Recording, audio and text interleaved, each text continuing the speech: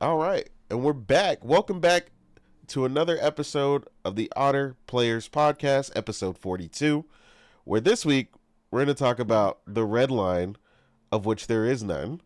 A lot like there is no spoon on the Matrix. Apparently, Phil Spencer feels that there are no bounds when it comes to bringing their games to rival platforms, as well as the Game Awards and their announcement for DLC potential nominations for Game of the Year, and many other placements and awards, as well as PS5 Pro sales, initial impressions on the Indiana Jones and South of Midnight deep dives, as well as NVIDIA limiting users to 100 hours per month. New users specifically.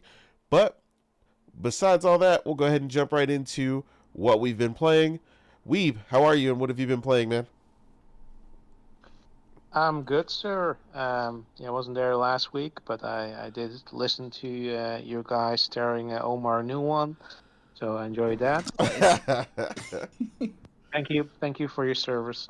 Absolutely. And yeah, well, I'm playing, of course, Dragon Age, Veilguard still. Um, I'm sort of hit at the point where, yeah, things are ramping up, where you have to make choices. Um, yeah, where the story is sort of kicking into overdrive, and that's yeah, that's pretty cool. Yeah, I'm enjoying it so far. I really dig into combat. I just managed to choose one of my specializations with a mage, so now I'm sort of like a rogue mage that can just use your blade, yeah, yeah, twin blades basically. Um, You went yeah, Spellblade. I mean, Spellblade is what it's called, right? yeah, it's Hellblade. Okay. Yeah, because I figured like I mean, we'll check out the other ones. I figured like I was constantly just moving in up close with the blade and the warp. Um, so I figured that's probably my play style, but I'll see if that sticks.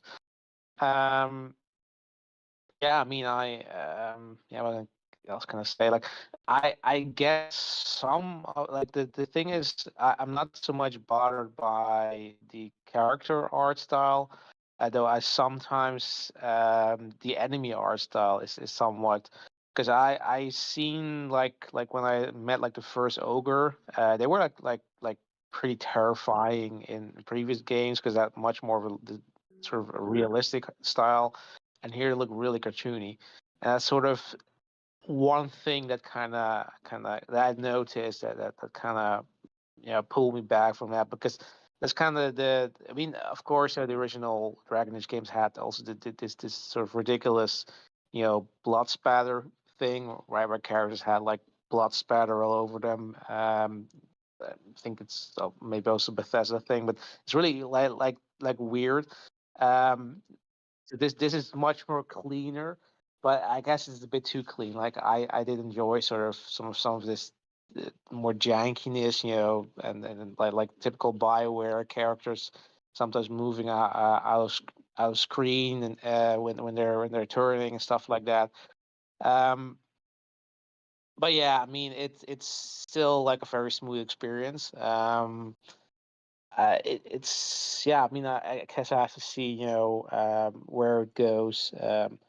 If it's gonna meet up with the yeah the legacy that Dragon Age has.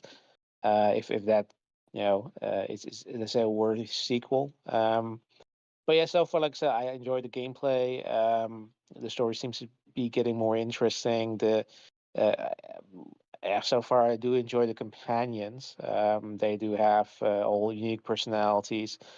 Um, the only thing sort of like I'm kind of missing is I like to play the sarcastic play style, but there isn't much in I think like a previous game like a two you could sort of also set your character that way. So if you kept choosing those, your character would respond always in those ways. And here it's sort of like it doesn't really matter. I think you mentioned that also. I think on Brab or something in eight that you kind of hate when they yeah, when it says something, and then when you pick that choice, they're not saying what they're yeah what you expect them to say. Like they're saying Exactly. something, Yeah, it's supposed to be and like it's almost like an implied thing, and then they say something yeah, else.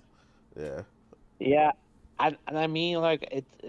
Look, it doesn't always have to be literally, but it's kind of annoying that you think you're picking a funny choice, and then it's a really bland state. Like it's not even doesn't even seem to be like a witty response. It just it's just like a very basic response. Sometimes like you're even using an angry response when thought I was just being funny, and that's kind of a bit of a turnoff. But it's more, I guess, more like the writing. Like I say, it's not bad writing as some have led you to believe, but more so, I'd say, at least from what I've seen, though there are some moments and might get there, but some moments that I've seen is like it doesn't hold a candle compared to the first and the second game. The third game also had a little bit was a little bit of a step down to me, but did make it up with the your companions. There were some really cool companions that had interesting backstories and were you know were not your typical companions, right? They were all sort of basically bit of a dirty dozen, and that's kind of what they seem to try to go for here, but doesn't quite come off as that. Like Yeah. they're companions with sort of interesting premises, but not necessarily executed in that way, if that makes sense. But yeah, but I will, keep on playing this until I'm finished. I guess I think still have ways to go. Like I think 14 hours in or something, and the game they say like I think 40, 60 hours or something. So yeah, Yeah. so I'll probably really Some people have keep on dropped playing this. upwards of like 80 to 90 hours, for completion type stuff, like kind of trying to Yeah, do yeah. everything. So yeah. Yeah, and the thing is, like, I also spend a lot of time because I'm not that far. I think I'm still like chapter 6 right now, but Yeah. it's mostly because I've done like a lot of side stuff every time. Like I've explored the it's called the Veil, or that area that you have to walk through to get to the mirrors, that you can go to the different cities. Yeah, like I've done all the stuff that could do with seeing souls as past. Um, yeah, fighting the champions, even like fight a boss that was clearly over level, but I like let's try it, let's try it. Um, and yeah, I succeeded even though it took me like a shit ton of time because it wasn't doing a lot of damage. Yeah. Um, but yeah, I mean, it's like I said, it's really fun in terms of gameplay. And the only thing sort of I have to see when the dust settles in the end, it doesn't live up, to the legacy in terms of interesting companions and a compelling story. Yeah, Agreed. that's something I still have to see. Definitely. Cool. Um, Yeah. Morgan, how are you, ma'am? And what have you been playing? Yeah, I'm good. I'm good. So I was still I'm still on Pentiment. Yeah, I put like PlayStation says I have like 47 hours in there, but I feel like that's inaccurate. That might be accurate because I have left the game on for a considerable amount of time, like running in the background while I'm like cooking or eating or something. So it might be right, but that's Yeah. not how long it takes to get the plat for the game. Like I'm almost done with it, so I think I think I'm just gonna push through it and finish it and get this plat real quick. You But will be the yeah. first person I know with that Oh platinum. man. Oh man. I love me some Pentiment though, so I had I, to, I I could you know. tell. talking to Oh you man, while you're playing it. It seems like the yeah, drama only intensifies the the longer drama. you play. I love me some good drama. So yeah, enjoying doing that. Like I said, I'm almost done with it. I'm in like the last act, so should be close to finishing. Um, but yeah, we also me and Nate got to try out Lego Horizon. We're playing co-op. We've only played like a couple hours, I assume, of that game. Um, but yeah, I'm having a good time with it. It's definitely Lego. Yeah, Definitely got the little, overly, energetic characters, and the funny dialogue, and the just the corniness of Lego is definitely in action in this game. But I'm enjoying it. The mission structure so far is kind of samey though. I'm hoping that the more we get into it, it starts to diversify a little bit. agreed. Um, yeah, because it seems to be kind of just doing the same thing every single time. Um, but other than that, like I am enjoying it. It's a very beautiful game. It looks great on Unreal Engine 5 and the PS5. Trying to think what else. Um, I do like the voice acting. The original voice actor. What was her name? Ashley. She's still, voicing Aloy, but she's very perky in this. When she's serious in the actual Horizon games versus this Lego game where she's like perky and cheery and funny and sarcastic. It's a very different Aloy in this game. If you're familiar with the Horizon series.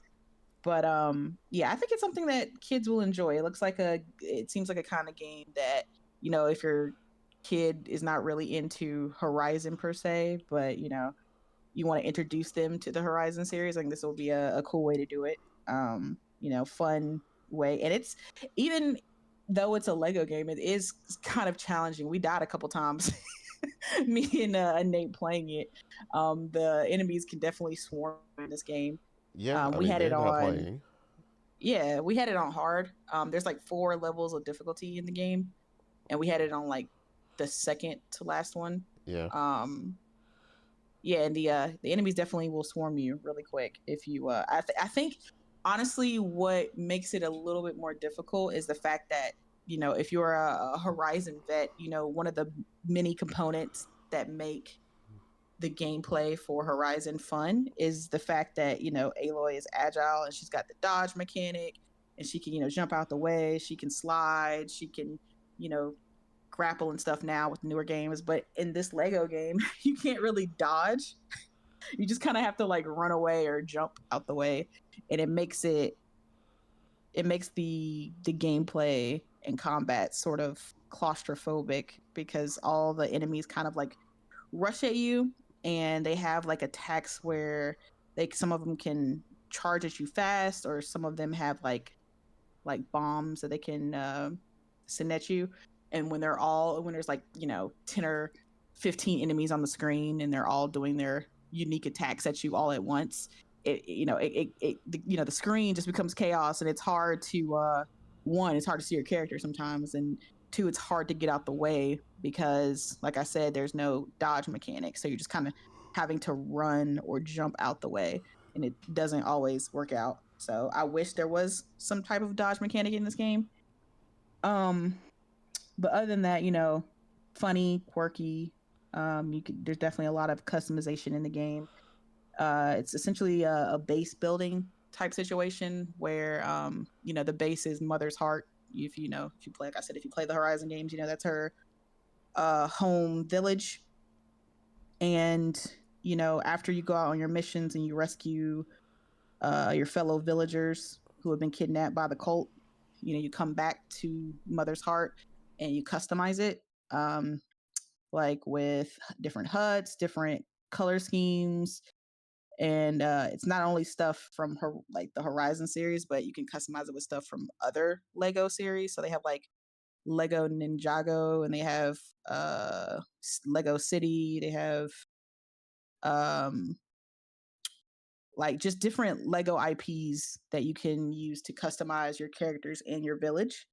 So, yeah, like you can change your entire Lego. Like, I know Tony wanted to change his to like a Ninjago character, like some kind of ninja character. That's what he's working towards. Like, you can unlock that through gameplay and through like the Lego bricks that you collect during each level. So that's basically like what you're doing. Like, you're collecting Legos, you're building up your village because the cult came through and destroyed everything. So now you have to collect things to rebuild the village, essentially. Um, so yeah, and it's got some quirky little power ups. I know people seen the advertisement for it. They probably know about the hot dog stand, and that's really funny. The whole hot dog thing is hilarious. But yeah, I'm enjoying it so far, and I look forward to playing it some more. Um, with Nate. So definitely give you the verdict on that when we're finished. Absolutely. But but yeah, that's basically what I've been playing. Sounds good. Um, and last but not least here, Karaba, what have you been playing, sir? What's up, everyone? Metaphor. I know I said last week I'm at the end. I am at the end. But when you're a completionist like me, you wanna do everything. As Especially you the should with most this game. especially the most difficult boss fight, which that's what I'm getting through right now. But if you want to do that, um, you gotta switch your entire playstyle, if that makes sense. Yeah, it does. I mean, Yeah, that's so how it goes with a lot of it in-game JRPG stuff. So yeah, it's JRPG 101. You think you know the game? 90% of the game, I was walking through it, no easy clap, and now these two. So far, it's only one enemy that is not per se beating me, but like I need to level up for it. But yeah, yeah, after it, I'm definitely gonna play the DLC for Prince of Persia, but that's about it for me. Yeah, normally I play way too many games, but Metaphor have been eating my life. Like I have put 145 hours in Metaphor alone. yeah, that Let sounds me about check. right. Yeah, I'm close to 150. By the time I'm done with it, I think 150, 160 would be correct. Yeah, But yeah, no, as always, I did underestimate one of the things on there that I didn't look at the whole trophy list at first. I was just following the guide, but I guess one of them is you have to master uh, all the archetypes with the protagonist. So yeah, you oh, definitely I mean, that's easy to do if you do what I did, which mastering them is not the issue, cause I can master them. The issue is buying them. oh That's the you're having issue. issues with Mag. Like now, I can farm unlimited amount of what you call it. I showed you on screen. Yeah, I mean I've seen Hero there's a bunch of different ways to farm, but hero you're not jewel. getting enough Mag when you're fighting because I get a No, ton. hero jeweled root. I am. I now can farm for the 3K.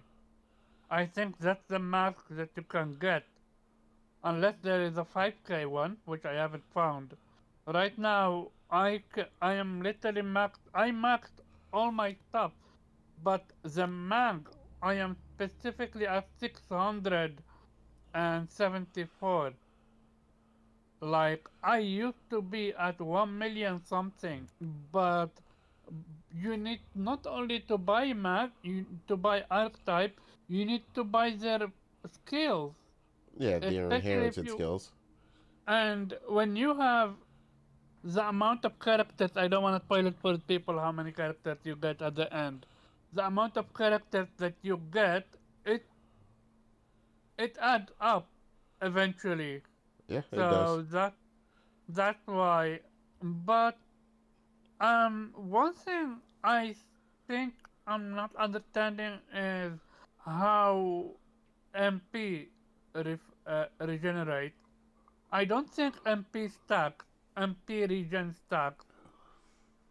I mean, you wouldn't really need to. You get a high. That's why they have a higher and higher version. You have a medium item that will an accessory that gives low return per turn, medium return per turn, and then a large amount of MP per turn. Now I'm talking about the skill though. There are skills that give you auto regen at the end of your turn, but you can't stack them. Even if you Yeah, I put mean, them because on each other, that would they be don't pretty stack. pointless. They don't use that much MP, so I Oh, mean, I don't know where you are in the game, but trust me, where I'm right now, I am using a lot of MP. yeah. So I'm gonna go ahead and tell you, they definitely don't stack. So I did find that out for sure. I already know they don't.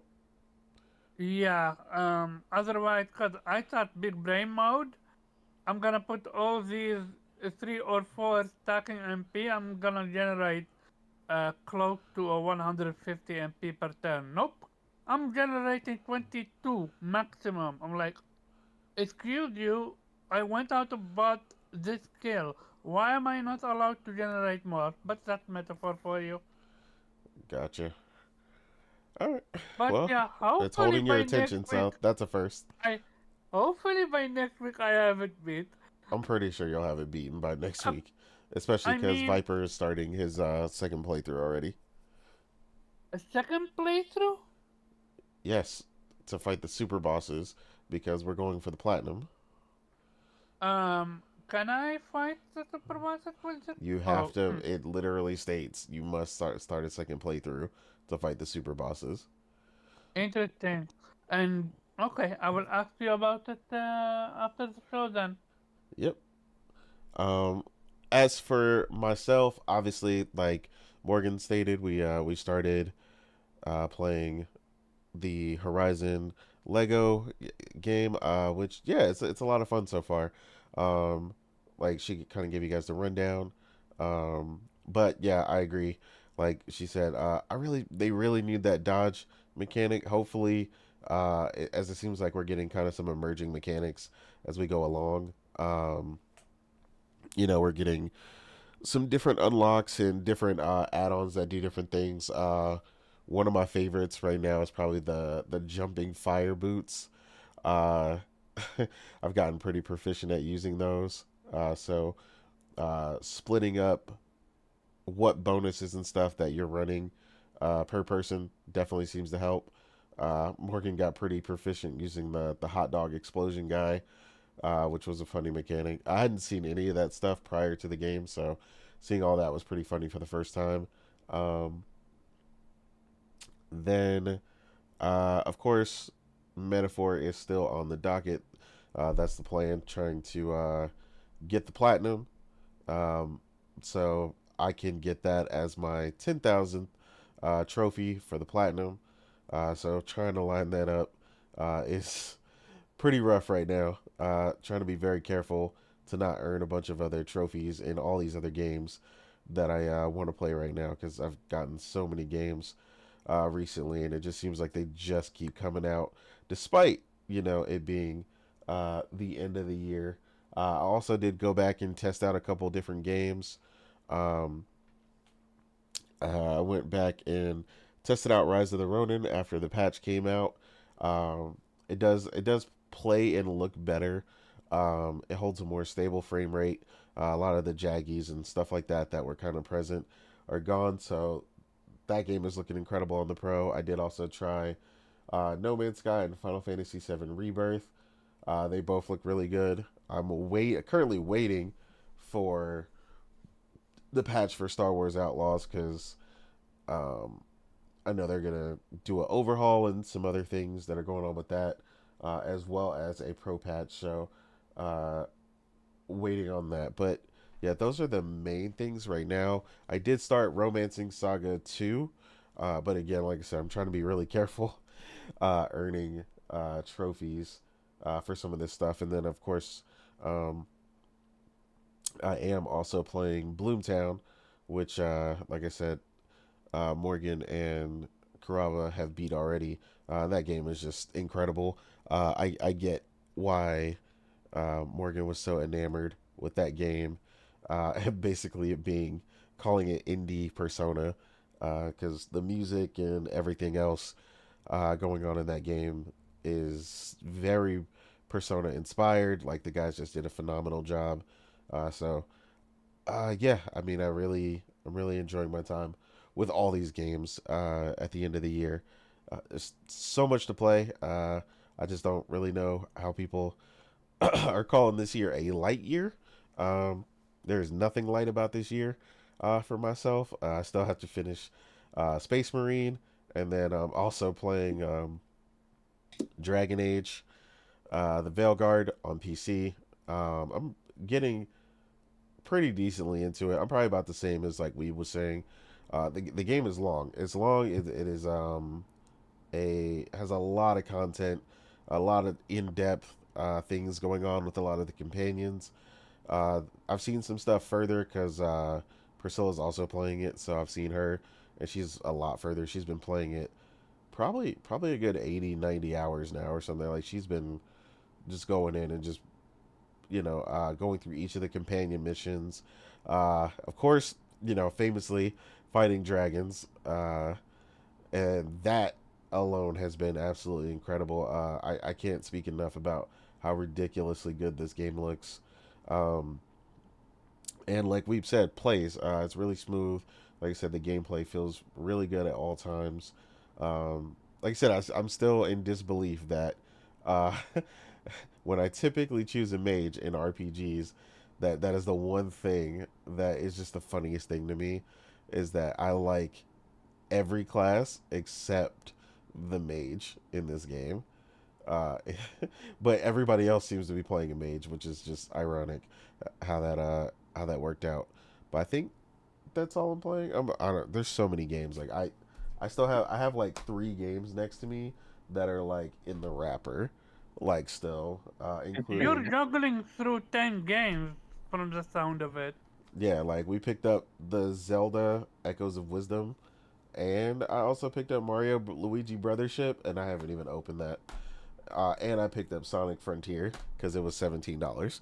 So it's that time of the year, when you shore up the rest of your catalog for a discount. Uh, so yeah, make sure everybody's watching out for that.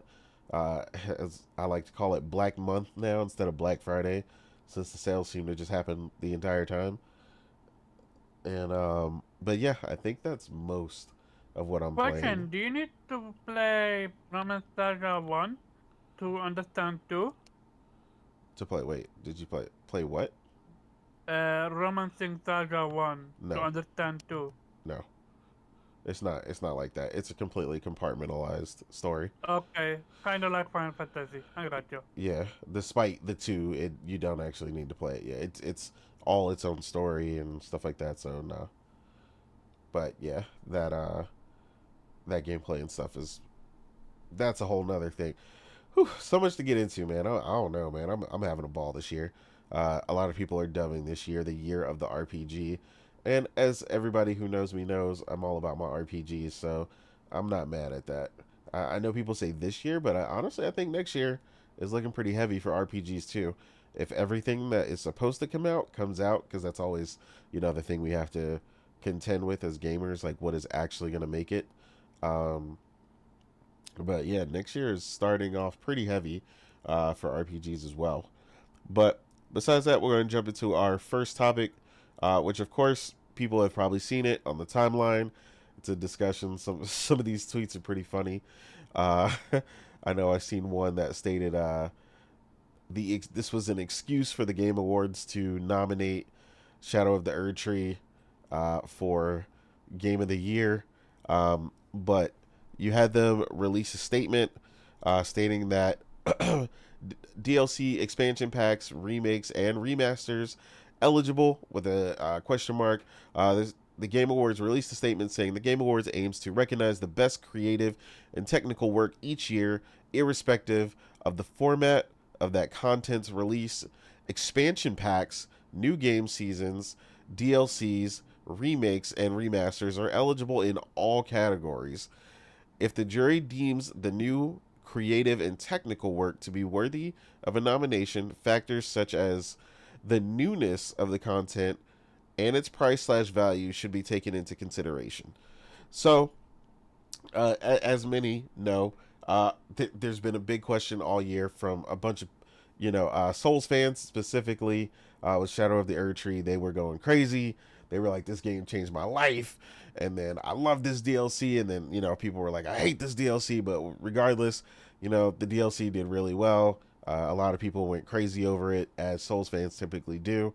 They were just like, "My whole life has changed. I'm a millionaire now." No, I'm joking, but the obviously that's been the big question. Is it going to be up for nomination? Because obviously part of the issue with nominating something like a DLC, in this case, is that you need a game from 2022. So you cannot play this game, or this DLC, without the original game.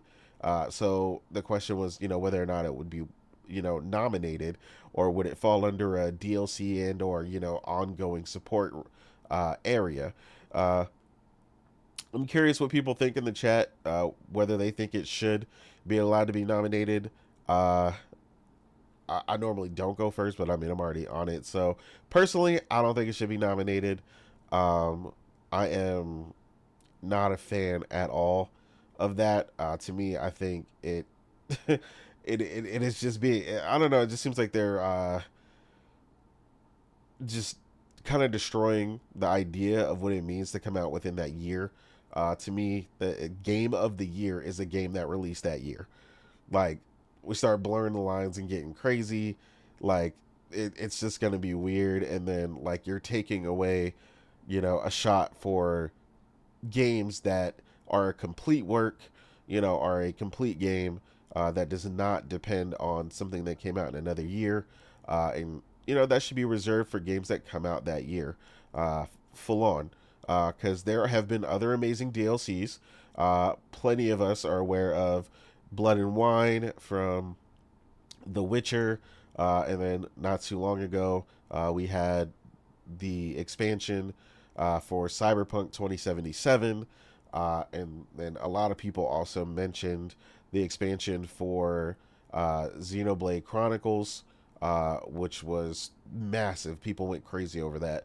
Like, it was, again, something that was almost a game in and of itself. You can actually purchase that expansion by itself. So there's so many games that didn't get that chance. So I don't think they should just start, destroying the narrative as it pertains to, at least as it pertains to Game of the Year. I can understand the argument for some of the other categories. Obviously some of these expansions or DLCs are massive, and come up with a ton of new music, and things of that nature. So I could understand, like, some of the OSTs maybe being nominated, because again, there was a lot of work in a lot of the DLCs that we've played over the years. Like I said, the Cyberpunk one in particular, I know me and Morgan specifically really, really enjoyed that Yes, DLC. amazing DLC, and it changed the gameplay and everything. It honestly transformed The entire Cyberpunk game. 2077. Yeah. Yeah, it was better. The story and the mission structure and the gameplay was better in that DLC to me than even in the base game. Like, I was just having fun doing side missions in the DLC, just going around trying to find another gig. That's how great the DLC. But even with that, I still wouldn't want that to be, considered for a game of the year. Agreed. Even with its vast improvements on the base game and how much, fun I had with it, and the fact that I was just like hooked to my seat the entire time, and it was just, the story was just so good and everything like that, I still wouldn't consider that for the game of the year, because that game that should should or should not be nominated is Cyberpunk, right? Whether you feel like it deserves it or not, that's the game, when it came out in 2020, that is up for eligibility. I don't think DLC or expansion, no matter how good, should be considered for a game of the year. I'm sorry, like you said, that just disrespects the work of developers who put massive amount of time and work into their game that year, just to be tossed to the side because somebody let a DLC or an expansion be considered. Like, nah, nah, Mm-hmm. that's just mad disrespectful. I Yeah. can't. No, Yeah. I agree. You nailed it on the head. That was the word disrespect. Yeah. Because that's what I was feeling the entire time. You absolutely nailed it on the head. Yeah. No, Yeah. I think so. Like I know what they're trying to do, or whether or not they think this was a good consideration because of the noise a lot of people in the fandom were making, and I think they read it more of a demand rather than a question. Yeah, those Souls fans are, especially Elden Ring fans, are very, very demanding. Like, I feel like as it was being talked about, as it was being played, as it was being, discussed, especially on Twitter, people were like, "Oh man, this is even better. It should be considered for game of the year. It's adding so much. Oh man, it's so great." Like, they kept saying, Urge Tree or whatever for game of the year. And I Yeah, think Jeff he took really that listened to literally. that and took it to heart and was like, "Oh, okay." But it's just like sometimes you just can't listen to gamers. Gamers say a lot of things, We to be do, we honest, do. and a lot of it is, I'm gonna be honest, a lot of it's bullshit. A lot of it's, you know, a lot of what gamers say are ruled by whatever the masses think. Oh, there's a lot of sheep following other people. A lot of people Yeah, here a don't lot have of their own people that have opinion. their own thinking. I agree with you. Yeah, there's not a lot of independent thinking in this community, and it's just what we go with wherever the wind blows. And to be honest, that's why a lot of game developers don't listen to gamers, because I feel like they're fully aware of that. And a lot of it can be constructive feedback. A lot of gamers do have constructive feedback, but unfortunately it gets drowned out in the loud minority of people who aren't there to give anything constructive. So, but that's a whole other subject. But with Erdtree, it's just, it seems like this was made specifically for that, because I mean, Yes, obviously remakes and remasters have always already been controversial. a category. Yeah. Yeah, because I mean, we had Final Fantasy VII remake was a Game of the Year nominee back in 2020, Yep. and then Resident Evil 4 remake was nominated last year.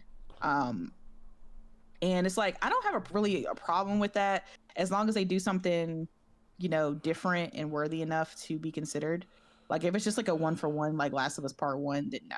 Then no. I Yeah, don't feel like exactly. I Yeah. don't feel like that's a worthy enough to be considered for a game of the year. It's not doing anything. Like, it looks obviously spectacularly better because they're making it for current day hardware, so obviously, but it's not doing anything at all different from the original game. It's a one for one.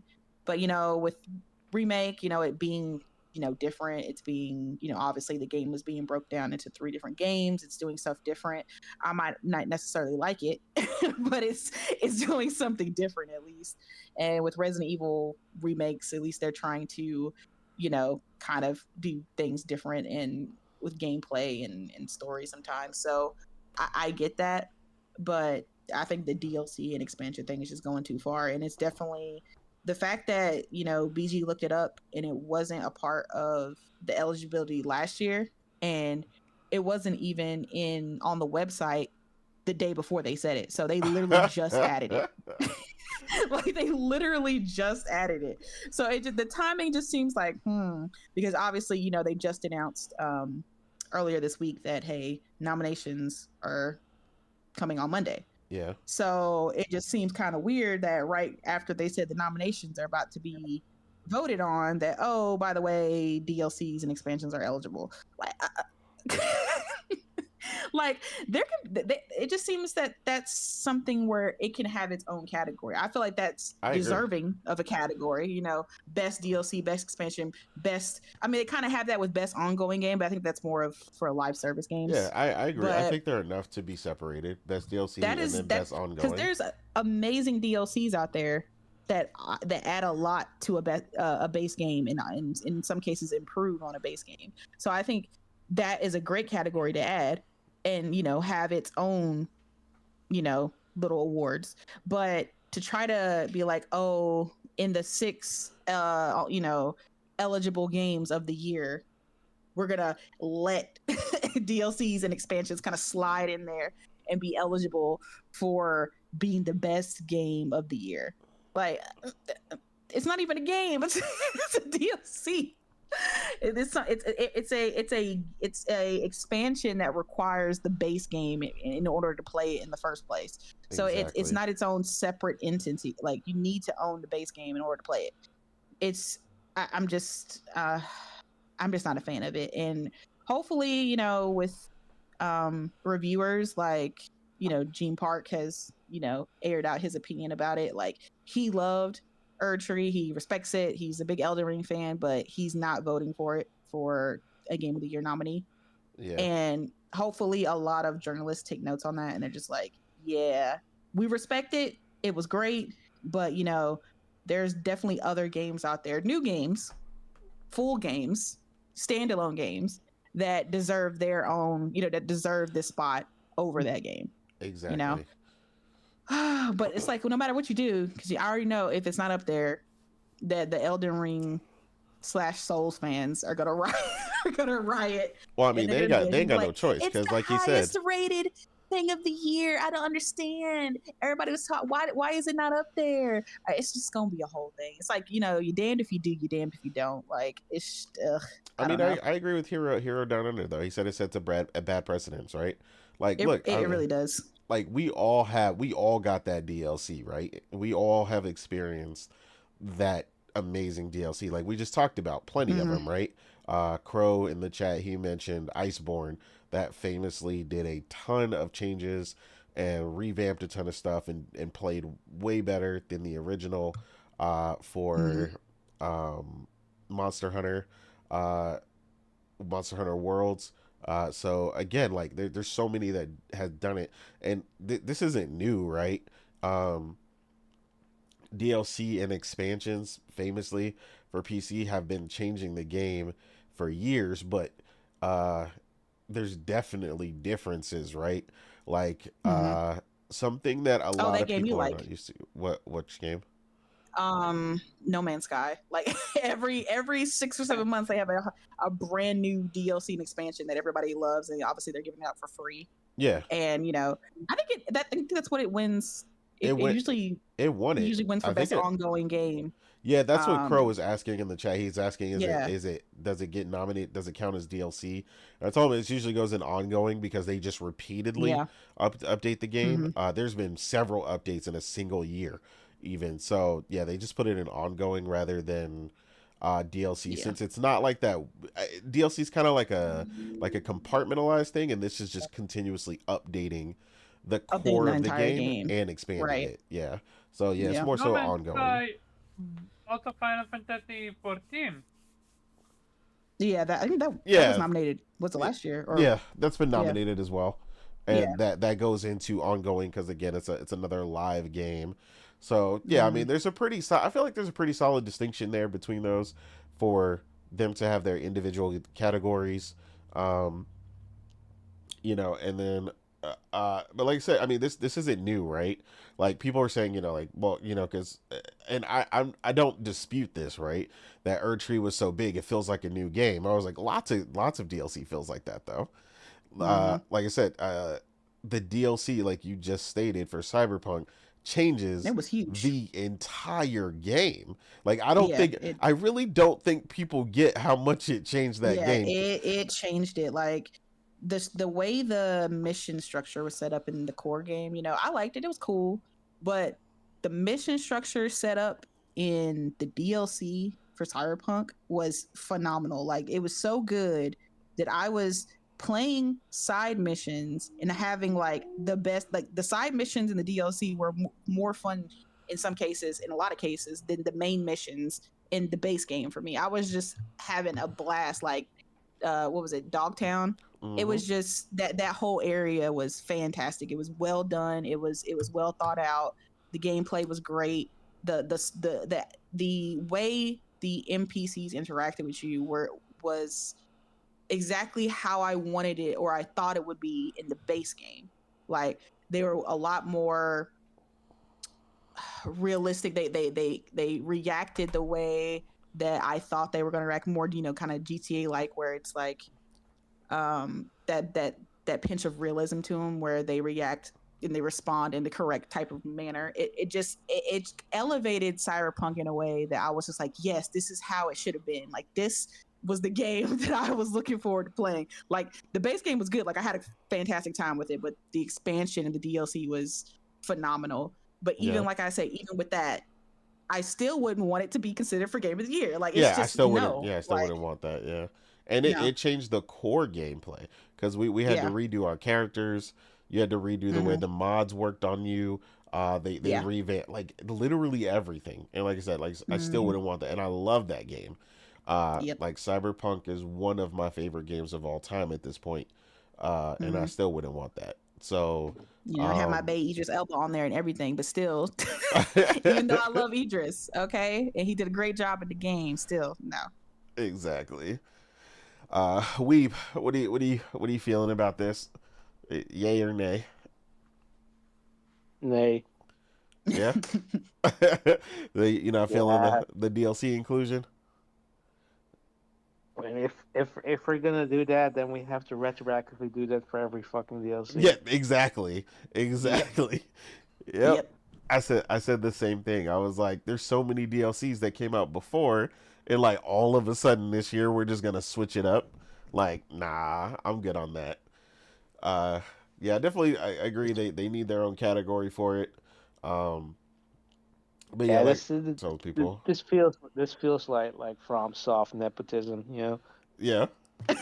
No, I mean, yeah, I mean they literally invented a new rule this year, like yesterday for this. Like, not only that, they're inventing it literally before the nominees. Like that an agenda 101.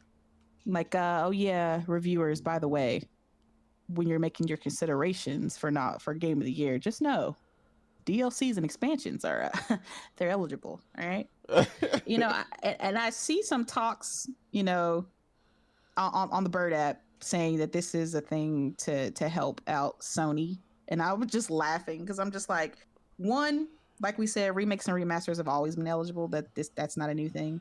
And two, nobody's nominating any of these remasters or remakes from PlayStation for Game of the Year. I'm sorry. I love all those games, like, with all my heart. Okay, I love The Last of Us, right? And all the other games that got, The Last of Us Part 2, everything that got remade and remastered. But nobody's even thinking about any of those games when it comes to Game of the Year. Like, let's be very serious right now. Like, as great as those games are, they had their moment in the sun. All right, The Last of Us Part 2 already won Game of the Year for 2020. Yeah. It's not going to get it again. Nobody's considering it again for 2024. Like, be serious. This is not a... But, it's a certain part of the gaming sphere that thinks that. We all know who those people are. But this is definitely for... This rule is definitely for Erdtree, specifically. Definitely. It is. I just think Jeff started feeling the pressure from people who were saying, oh, it's rated so high. It's one of the highest rated, games, if you want to call it that, of the year. It deserves its chance to be considered, blah, blah, blah, blah. Like, I just feel like he just felt some outside pressure to do that. But like I said, let's hope the reviewers have some, balls to not nominate that game. Oh, you already know they're gonna salivate about that. Come on. If they did that, I want to be able to vote on Astrobot, and then on the first DLC they release, and then the second. And then the can we vote exactly? Can we vote on the Astrobot DLC? Those are separate too. Like you said, the first, second, and third. Like, come on. Yeah, I think just it's like this is more of a thing that a lot of gamers have experienced for the first time, or they haven't really experienced it a lot. But like I said, like this is something like. Because I do see this, right, and I get the sentiment that people are saying, it was such a large DLC that it felt like a new game. I was like, bro, it can feel like a new universe. It still needs the 2022 game. Like, look, I get Mhm. it. I've had a single mod that a game a game that me and my friends played one year, a mod, just one, and it was only one. You only had to install one thing, and it added like 40 new factions and a bunch of other stuff. And we played that game for 2 more years. 2 more years. And but it was still, it didn't change what it was. It was still just a mod, an incredible one, but and that that wasn't even DLC or something. That was just a mod. Um, and famously, the stuff for Bethesda is famous for putting out massive expansions and DLCs to their games. Again, none of that stuff has ever been considered for game of the year, rightfully so, because it's not, again, like I said, it still requires the base game. Even when they come out with the game of the year edition, guess what's in that game of the year edition? The base game. So I was just like, this is such a bad idea on so many levels. And then like I said, it's just it, it is, like I said, to me, I it's disrespectful for people who have put in. We're talking about gaming, to develop games, 4, 5, 6, 7 years worth of work, and your game releases that year, and they're like, oh, this really nice DLC came out this year though, so get fucked, like, and I'm just like, come on, man, like, don't do that. Again, own category, let it go crazy. They can vote Erdtree till they're blue in the face on the DLC category. Like I said, I don't even mind it being nominated for other stuff, right? I believe like DLCs and stuff are big enough to get, like, if they have a mass amount of soundtrack, the OST, right? Stuff like that, OST or performances. Like, I wouldn't mind Idris Elba being considered. I think he even was, for his role in the expansion. Like I said, all game in a bunch of the other categories, but game of the year is named that for a reason. So yeah, hopefully they don't, but we'll see what happens, man. If it's nominated, and then if it wins, Jesus, ugh, it's gonna be a mess on Twitter. That's for sure. right? Hey, what's up, Keyblade? There we So, go. so from the beginning of it, let's keep it a buck when it comes to Jeff Keighley's show. It's riddled with inconsistencies. Games getting nominated when they have absolutely no reason to be nominated to such category. Um, uh, when a person wins gets only 3 minutes, and yet some developers get 10 minutes. I'm like, why are you spending 10 minutes on a commercial or something obscure versus an actual winner and giving it 3 minutes? And then we have this debacle.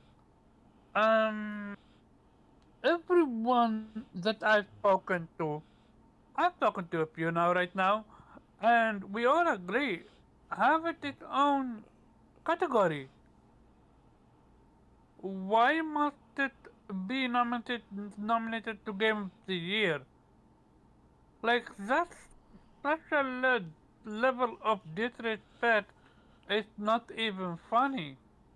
Well, it's not even just that for me. Like I said, that the wording of the category kind of says it all, right? Like, if you cannot play that thing by itself, then how would it be a game of the year? Like, I don't know. It just it seems extra, but like I said, we'll have to see what actually happens if it even gets nominated. For anybody who's wondering, the nominees come out Monday, if I'm not mistaken. So we'll get to see. Again, a reminder, because But people that's it. always forget this. Jeff does not vote on the nominees. They are given to all the publications who are recognized, typically people you're going to see on Metacritic, um, and each outlet decides. They get who's up for it, and then they decide, and then they tally the votes per publication, and that the six highest, I believe, for each category is who you see nominated. So for people to keep that in mind, because that always comes up every year. Yeah, because people keep blaming Jeff, and I'm like, listen, like he's not making the votes, y'all. Like blame the people who are voting. But there's a reason, obviously, that Jeff keeps that anonymous, because gamers have no chill, and if they Yeah, found they out don't. who the people were that were voting, they would harass them, threaten them, do what no life having gamers like to do. Um, so it's not like, listen, I know this is a show. I know he hosts it, but he's not the one picking the nominees. So people get mad every year and be like, "Oh man, look at these nominees, bro. Jeff biased." I'm like, it's not Jeff picking them. He just sends out the notice that it's game of the year time. Vote on your nominees, and then obviously the 6 games with the most votes are the ones that are considered for the nomination. Like NH just said. Yeah. But yeah. Yep. But yeah, like But I said, we'll see when what's up. when it comes to this, and I will go back to this, in order to place the Elden Ring DLC, a different game gotta get snubbed. Well, yeah, I mean That that's the whole argument, is that you're talking about entire games losing an opportunity or a chance to win because of a DLC to a game that came out prior that also already won Game of the Year. that's such a disrespect. It's not even funny. Like this year already, we're stuck when it comes to gaming. I don't know about you guys, but I had an amazing time this year, and still more to come this year alone. So you telling me you're gonna choose a DLC over an Astrobot, or a DLC over a Metaphor, or a DLC over Final Fantasy VII Rebirth, or a DLC over a Yakuza, which I'm not sure if gonna get nominated, but for conversation's sake. Yeah, I mean, It's a- I don't think a game, an entire game, deserves to get pushed out of Game of the Year for it. I mean, I appreciate the game. Like I said, I'm all for fans of the game, but like I said, even games that I've given a 10 out of 10, that have done just as much for their DLCs, I just don't think they deserve that, and I don't think we should change that, because it's just gonna get messy from here on out if they start doing that. yeah, let's move on. It's fucked up on so many levels. It is. It is. Real quick before we move on to the next category, the chat in particular, I'm curious if one game in particular that you think is going to be up for Game of the Year that you would have up, what would that game be this year? Because obviously everybody's played a lot of different stuff this year. There's been a lot of really good games. Um, we frequently said some of our front runners. Mine currently being Metaphor. Um, Morgan also said the same. Um, I think Karaba Metaphor was yours as well. Your front runner. I'm between Metaphor and Astrobot, like real Okay, talk. there we go. Yeah. Yeah, and then what about you? Is it still Astrobot or I don't know? He might not be there at the moment, but I can't remember what Weeb's front running pick was for this year. But oh yeah, Yakuza. I don't know why I'm even tripping. Oh yeah. Infinite Wealth. Oh, of course, Yeah, Infinite wealth all the way, baby. yeah, I had to think But about that. Astrobot is a good runner-up. Okay, that's what's up. Yeah, just see what the chat says. I know a lot of people are still saying Final Fantasy VII Rebirth online, so I'm curious what the chat thinks as well. I know we got fans of quite a few different genres in the chat right now. But All yeah, I know is, Asia looking strong as it A- should. Asia's looking incredibly strong this year. Black Myth Wukong, and like there's so much stuff that came out that has been amazing that I like keep frequently forgetting Black Myth, things. yeah, Myth Wukong is a curious one for me. Like it definitely, took the gaming sphere by storm. but it really wasn't much loved by reviewers in the industry. Like they thought it was okay. So I'm kind of wondering if that'll even be nominated Yeah. for Game of the Year. Yeah. Because I have a feeling it won't, and I feel like people will be very upset. I think people are going It's to be not. very upset if that doesn't get They're going nominated. to be very vocal about it if it's not. But I don't know. I just have a feeling that it might not be. Okay. I'm seeing some stuff in the chat. I'm seeing Black Myth. People are saying Black Myth. Space Marine 2 contender. That would be Nelson's I don't not see here, but that would be Nelson's. Yeah, I don't see Space Marine either, but I could be wrong. Yeah, I Astrobot. think one that should be wished is no longer Helldiver 2. Yeah, that I can might. see Helldivers too. Yeah, I mean, But it still might make it. it'll I don't definitely know. be up there for best multiplayer or whatever live Oh service or yeah, whatever by category far, they got. definitely. Yeah, and I think it'll win that. Honestly. Yeah. So yeah, we'll see what happens. In other news, we had Xbox's Phil Spencer do an interview with Bloomberg, and talk about how they feel moving forward with their strategies as far as putting their games on other platforms. To which point, Phil stated he sees no red lines when it comes to putting their games on rival platforms. So at this point, nothing's really off limits. It's pretty much open season. When and where and how they'll come, nobody really knows. As we know right now, anyone who's been paying attention saw that Doom is coming day one to PlayStation, and then obviously the up and coming Indiana Jones is launching this December on Xbox and PC, and then will be this spring launching on PlayStation, and also will be PlayStation 5 Pro Enhanced, because that was another question people had, where they thought that because something was from Xbox that they were going to skirt the PS5 Pro enhancements, and they're not. So not only are they willing to put their games elsewhere, but they're willing to make sure that even on the competition's platform, if they offer better hardware, it's the best to play. Exactly, it is the best place to play. So yeah, the interview was, like I said, pretty interesting overall. It definitely set some Xbox fans in motion to toe the company line. They went from I need my exclusives and this, that, and the third, to this is kind of the way it is, which, I mean, they don't really have a choice, right?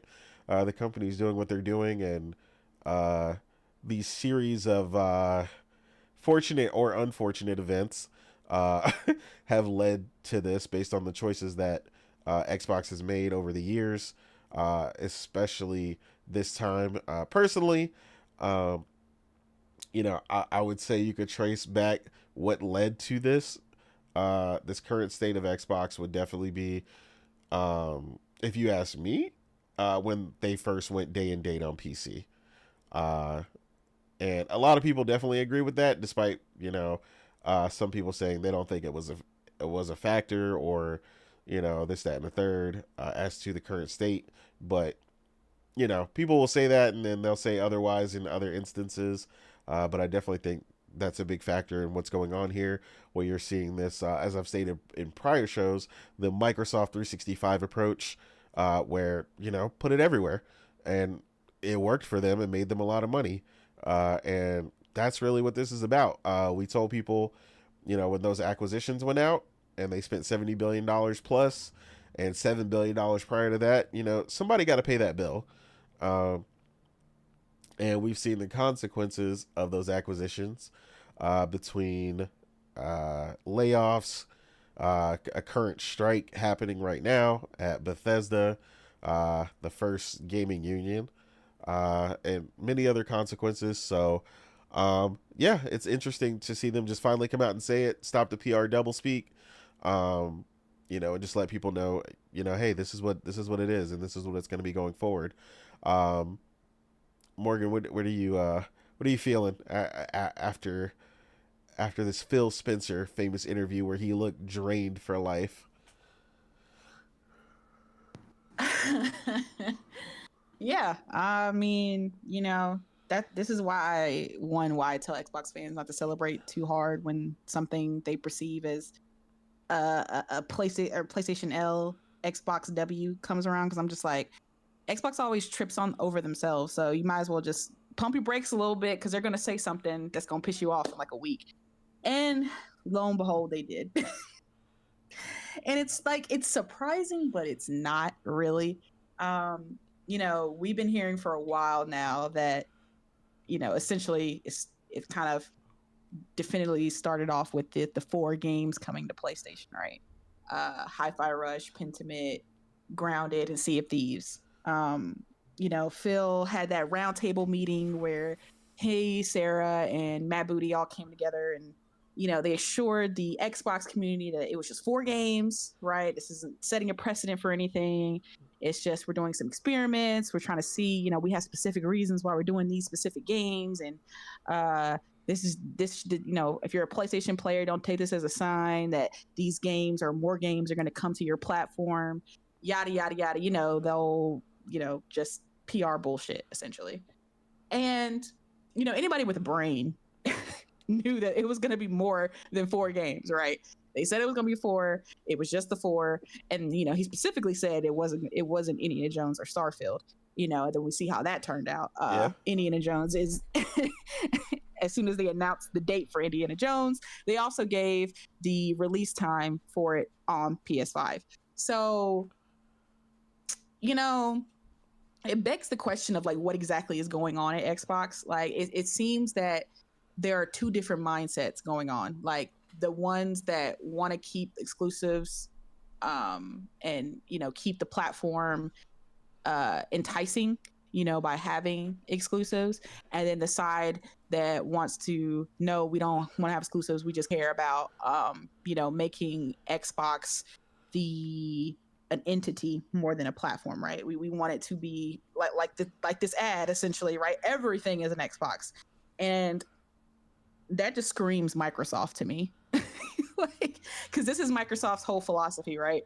They want you to buy their subscription service, i.e. Office, right? And they want it on all platforms, right? They want it on PC, they want it on Mac, they want it to be able to have it on your phone, right? That's the type of business that Microsoft is. That's what made them a $1 trillion company, right? And now Microsoft is implementing that same strategy onto Xbox.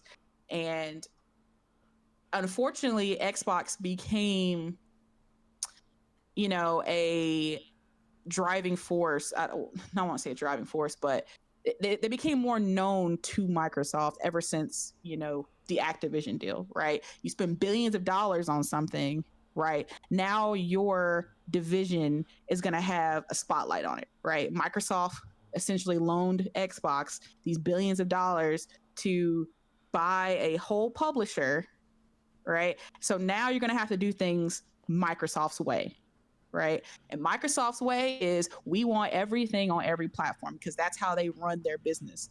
And now we're seeing that in full force. And I don't necessarily think that's something that Phil had in mind for Xbox, but honestly, Satya is the boss right now, and he runs the show. He wrote the check for Activision, so now you got to do what he says.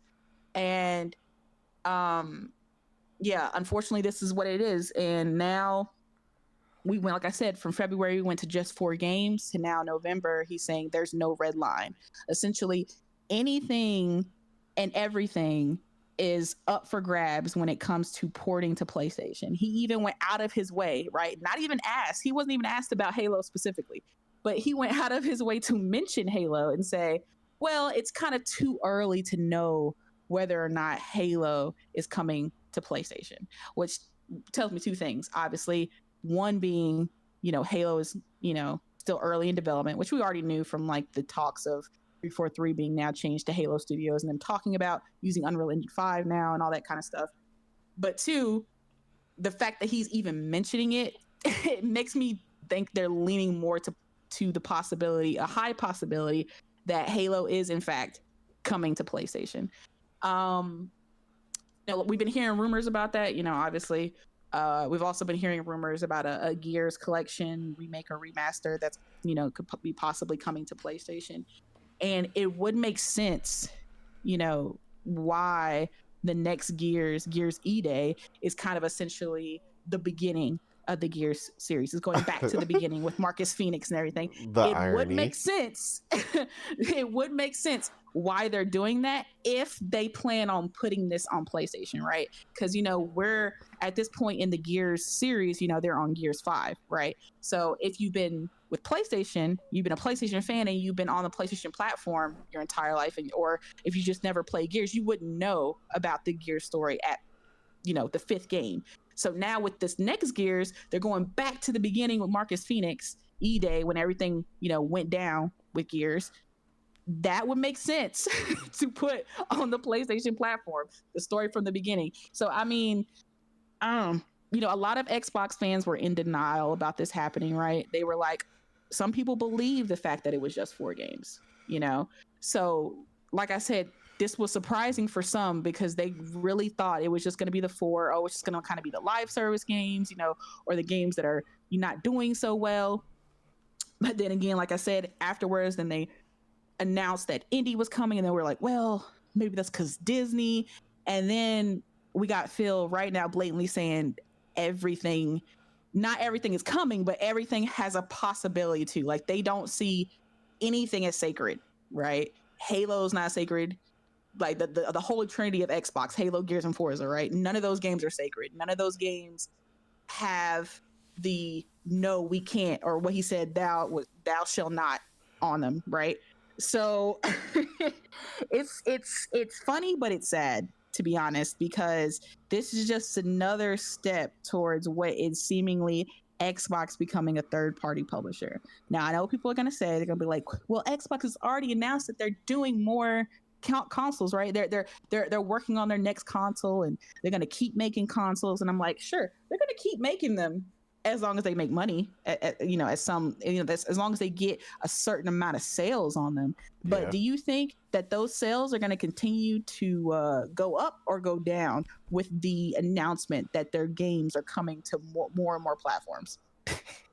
Like, if I know that, if I'm trying to make my decision on what console to buy or what platform to get into, and Xbox is telling you, oh, we have Game Pass, but hey, just so you know, all our games are also going to the next PlayStation. It's also going to the next Switch. It's also going to PC. That just makes that platform less enticing to me as a gamer, because I'm like, oh, okay, well, if I can only get your games on an Xbox, but on these other platforms I can get their games and your games, then I'm not gonna buy into your platform. What's the point? Exactly. And so Xbox, while I guess seemingly making more money in the software division, is slowly losing that money in the hardware division. And that's what a lot of Xbox fans are afraid of, rightfully so, right? If you were an Xbox console fan and you want the console to be healthy, you want it to grow, because the less incentive that people have to buy your platform, the less incentive third-party developers have to make games for your platform. We've seen it in these past few years with this generation, like big games skipping Xbox or essentially stalling the release, right? We had Baldur's Gate 3, the winner of Game of the Year last year. It was a whole 6-month gap, or 6+ month gap, to get its game onto Xbox. And now we have essentially another Game of the Year contender with Black Myth Wukong, and still we have no answer as to when that game is getting ported onto Xbox. And this is the thing: if Xbox continues the hardware to dwindle, more and more third party are going to be like, why would I waste my money porting games to this platform that's losing consumers? Like, there's no point in me doing this. Exactly. Right? I'll just make a PC port, I'll make a PlayStation port, I'll make the Nintendo port, and we'll see what it is. If we get enough money from sales from those ports, maybe then we'll consider making Xbox, or maybe we won't. It just is what it is. And it's just like, I just don't like, I mean, I get it from a business standpoint of what Microsoft is trying to do, but it sucks if you're a hardcore Xbox fan, right? It sucks if you actually care about that console and you want that console to grow, and you want, as many games as possible to come to this platform. It just seems like they don't care about the hardware anymore, right? Like with this advertisement that we just saw the next day after this announcement of Red Line, now we have everything is an Xbox, right? Your console is an Xbox, your phone, your laptop, your PC, that random mango sitting on your counter is a fucking Xbox. Like, it's just like they put more money in advertising this than they have ever done for their console or for their first party games. I'm like, this was the marketing that we needed y'all to do for your games and your actual console, but you didn't this whole time. But now all of a sudden y'all know how to market. But when y'all really pushing your marketing, it's for telling everybody that they don't need a console. Yeah. Why would you do that? I get it. Like, they're making a lot more money in being in Game Pass and putting that everywhere, and getting people to just subscribe. But it's just sad to see the actual console go down, because I don't currently the Series X and S are selling way less than the Xbox One. Like, they're way behind. And I don't see next gen doing any better if they keep this up. Like, it's sad. It's really sad. And I honestly, personally, as funny as it is that the potential of Xbox games coming to PlayStation, I personally wouldn't want that. Like, I would not want Halo, Gears, or Forza to come to PlayStation. I think there's just some things that should be kept on their own platform. There's some things, to me as a gamer, that's just too sacred. Halo and Master Chief, that's the mascot for Xbox, and it just does not feel right to see that on PlayStation. It's just weird, and I don't think it should come to PlayStation. But I feel like if you want to be Master Chief or whatever, get an Xbox or a PC. I don't think they should come anywhere near PlayStation. Just like I wouldn't want Kratos on an Xbox. Like, it's just weird. But it's just weird. It's also weird seeing people flip-flop about it. People who were a big proponent or a big, actually, a big, I don't know, like just really against the idea of games, those big three coming to PlayStation. Now they're all of a sudden like, oh, it's fine. It makes sense. This is part of Xbox's strategy. This is better for everyone. When we all play, we all win. I'm just like, man, y'all are just toting that company line. Like, what is going on? I've seen so many people flip-flop. People who were really upset when Xbox announced that they're releasing those 4 games on PlayStation. And now with this, Phil announcing that there's no red line, completely changing. They're just being like, oh, well, it's fine. It makes sense. This is what Xbox, this is obvious. This is Xbox. This has been their strategy forever. I don't understand why people are surprised. Like, what's going, like, why are y'all acting like this? This is fine. This is great. Not to play Xbox games anywhere. I'm like, wait a minute. What happened? You were against it.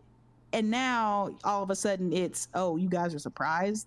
Oh, this is fine. This is great. I'm like, listen, there's nothing wrong with changing your opinion over time, but it's just the stark contrast of people and telling other people that they can't feel the way they want to feel about it, and they're weird or stupid if they are upset about it.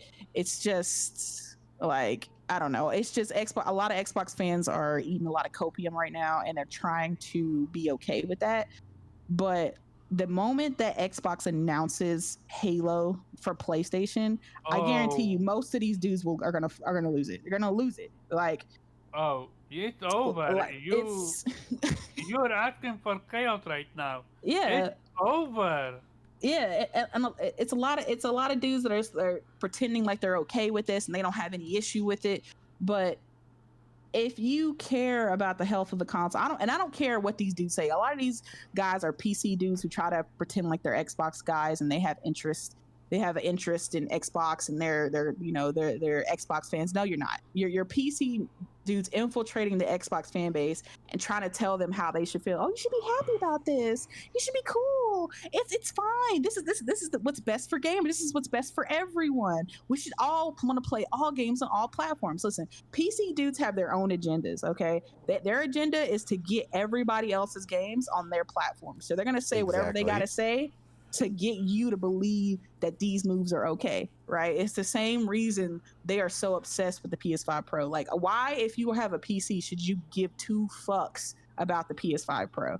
Like, they are so upset about it because it's showing that Sony and PlayStation still care about the core console gamer, and they want to get rid of that. They want us to move away from console. They want those games to be day and date on PC. They don't want us to have any kind of incentive of exclusives. They want that gone. But PlayStation is still important to Sony because it's their biggest division, which is why I don't understand when people say that PlayStation is going to do the same thing as Microsoft. That makes no fucking sense. PlayStation and Xbox are two different type of entities. Xbox is just a little number on a sheet for Microsoft, right? That they're nowhere near the biggest division for them. They're nowhere near the moneymaker for them, right? They're like lower on the rung. They're higher now after buying Activision, obviously, but they're still low on the rung. Yeah. PlayStation is Sony. If PlayStation goes under, Sony goes under. So they can't, even if they want to, they can't outright copy Microsoft because they have to be very careful in the moves they make, because if they ever do something that makes PlayStation go under, Sony is fucking screwed, right? They can't afford to do stuff like that. So it would make no sense for them to essentially just kill their console when that is their moneymaker. That is the bridge to PlayStation. That is what PlayStation is. So people's trying to say that they're going to do a copy paste for whatever Microsoft doing. Oh, they're going to start putting their games on Xbox. Why would they do that? Why? Because that just de-incentivizes their console, which is their moneymaker. They make money off their consoles, unlike Xbox. So it makes no sense for them to put those games over there. You know, people were saying, oh, Helldivers 2 is going to go. Why the hell would PlayStation put their fastest selling IP ever on an Xbox, right? Yes, it could make a couple million or whatever for them, but at the end of the day, it's more about the money. It's more than just the money. It's about the message. If you start putting games over there, that's going to start having what people are doing now with Xbox, which is believing that these games, this is a pattern, and games are going to start going over there, and they don't want that to happen. They still deem Xbox as competition, even though Xbox pretends that PlayStation isn't competition to them anymore. Like, oh, it's not, it's Google, and no, they're still competition, and they're not going to do anything to incentivize people to go over there. That's just not what PlayStation's going to do. They're not going to put Helldivers. They're not going to put Kratos. They're not going to put Last of Us over there. It just doesn't make business sense for them to do that.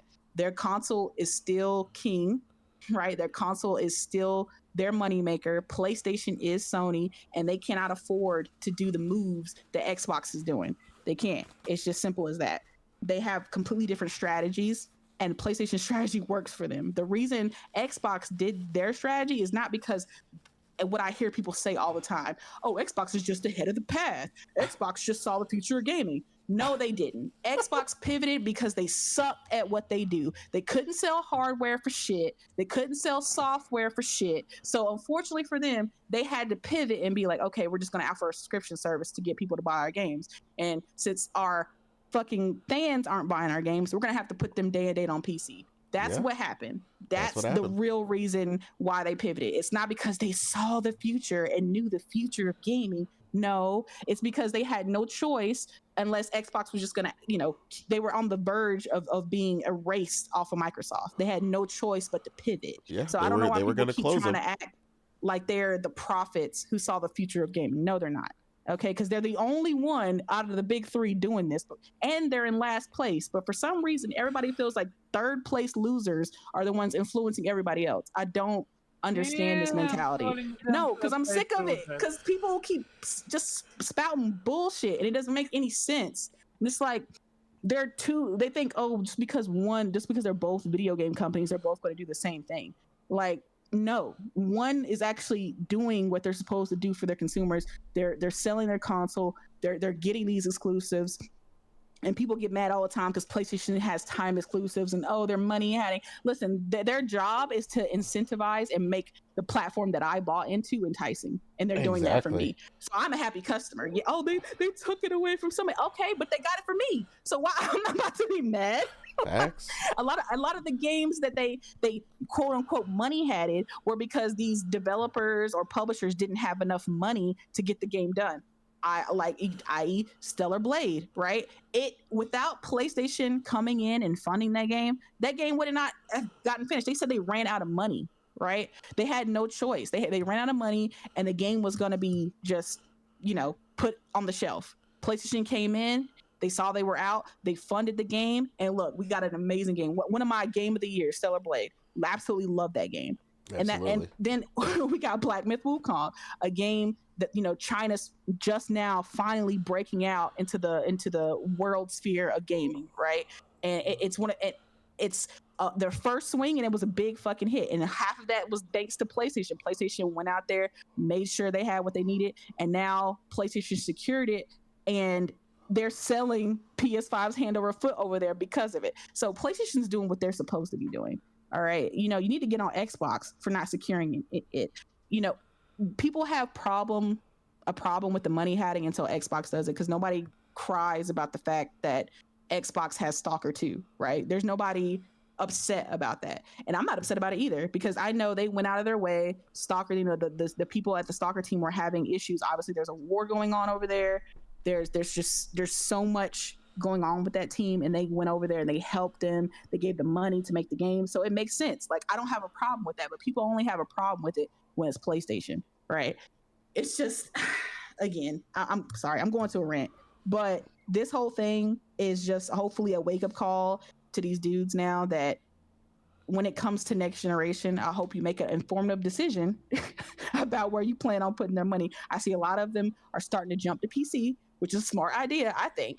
Yep. I mean, because they obviously care more about PC gamers than they do about Xbox, to be honest.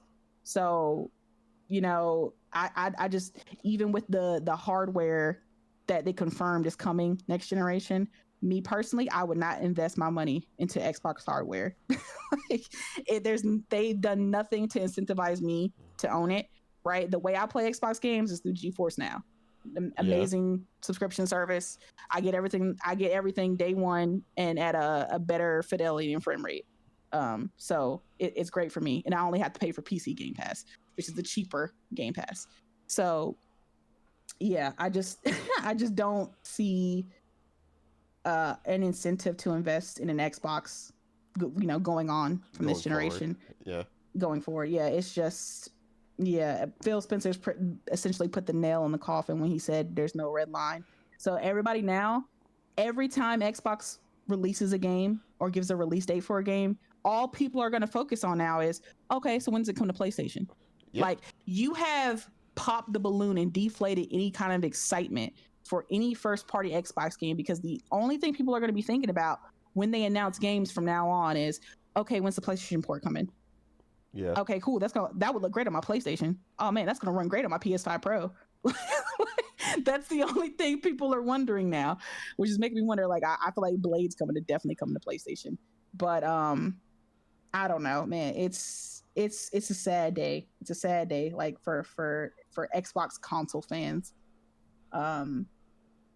Yeah, I could see them just going out full third party next generation, just going, everything's gonna be everywhere, day and date. Even with the hardware, like, they're just like, oh yeah, here's a hardware if you want it, but everything's going everywhere essentially. And then the rumored handheld is that all these insiders and influencers swore was coming next year, is supposedly years out. Yeah, prototyping. It's just so much going on. They're still looking at the market and seeing what they can learn. I said, oh yeah, so y'all are still in R&D. Okay. Oh, okay. That's just code for we haven't even made a prototype. We haven't really done anything. Yeah. Yeah, that's what that's code for. We haven't made an official prototype, and we're still kind of looking around the market to see what other people like Steam with the Steam Deck and Asus with the ROG Ally are doing. So yeah, just wait on it. I'm curious to see what this this supposed hardware announcement that I think Sarah Bond said was coming. My guess is it's coming at the Game of the Year awards. I'm curious to see what it is. I'm starting to think it's going to be some kind of deluxe model Fire Stick at this point, because I'm trying to figure out what what hardware they could be announcing at the Game of the Year awards. So I don't know. It's just a lot to take in. It's not really something I want. I really wanted Xbox to be real competition for PlayStation. I wanted them, with the acquisition of Bethesda and Activision, to really take those IPs and use them to their advantage and give PlayStation direct competition, have exclusives that people want, have those games that people can only play if you're in the Xbox ecosystem, and keep Sony on their toes. But apparently they now don't we're gonna have to in them, right? They don't, and it's just we're gonna have to rely on Nintendo to do that now. Like with the Switch 2, we're gonna have to rely on them to be Sony's competition. It sucks. It really sucks. Like I just, it makes me miss the Xbox 360 days. Like I had an Xbox 360. I love that damn box. It was amazing. And for me, Xbox hasn't made a console since. Like I don't count the Xbox One. That was a failure. And I'm not counting the Series X and S. It's just, they're cool consoles, but unfortunately they're just not backed up with enough exclusives or an incentive enough to buy into what they're selling. Like Game Pass is cool, but if you don't really have the games in the subscription service that I want to play, that doesn't mean anything to me. Like there are tons of subscription services out there right now that I'm not subscribed to. Like just because you have one doesn't mean it's good enough for me to pay into. So very true. Yeah, it's definitely not enough. It's sad. And I hope Phil's okay. He looked kind of sickly, but according to Jason Schreier, that was just a bad photo. It was just bad lighting. He said he looks fine. That was just kind of a bad lighting photo.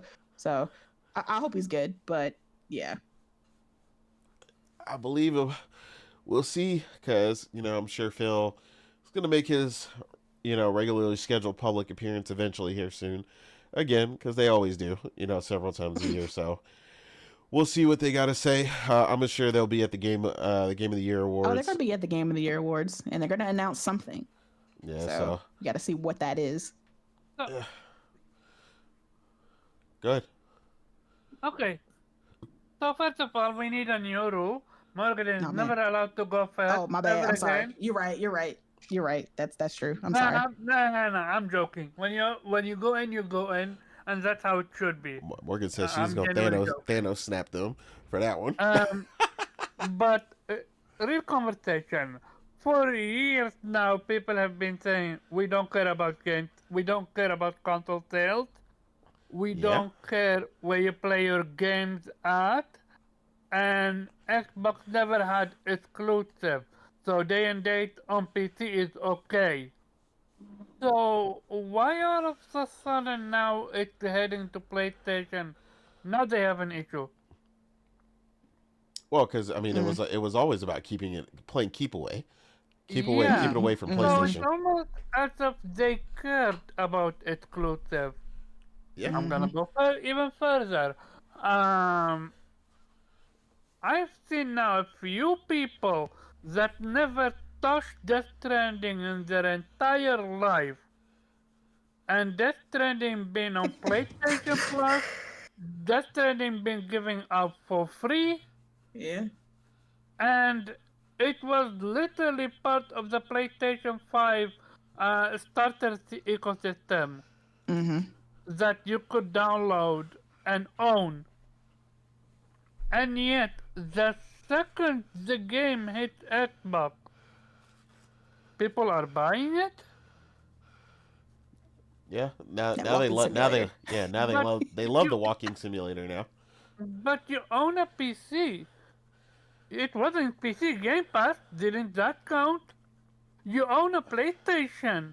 It's always been on PlayStation. Doesn't that? It's like tell them more. Like, are you? So maybe just me, but I don't care where the games are. Like, why should Yeah, I but care if I'm playing it on PlayStation or my PC? If I'm playing a game, yeah, I Mhm.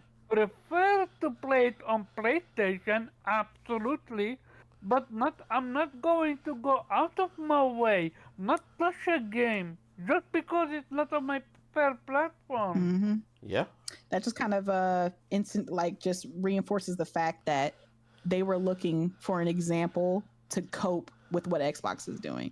They were just so happy to have a game that was associated with PlayStation and said PlayStation Studios on the title screen to be on their Xbox because they say they're okay with Xbox games coming to PlayStation, like, oh, I don't care, it's whatever, but they do because look how happy they got at the idea of Death Stranding coming to play, oh coming yeah. to Xbox, of being on Xbox. They were They so excited. Yeah, they dogged on it for how many years? Oh yeah, I never, Called I, oh it yeah. I haven't Panic seen. Simulator, poop joke, the whole nine Uh, yards.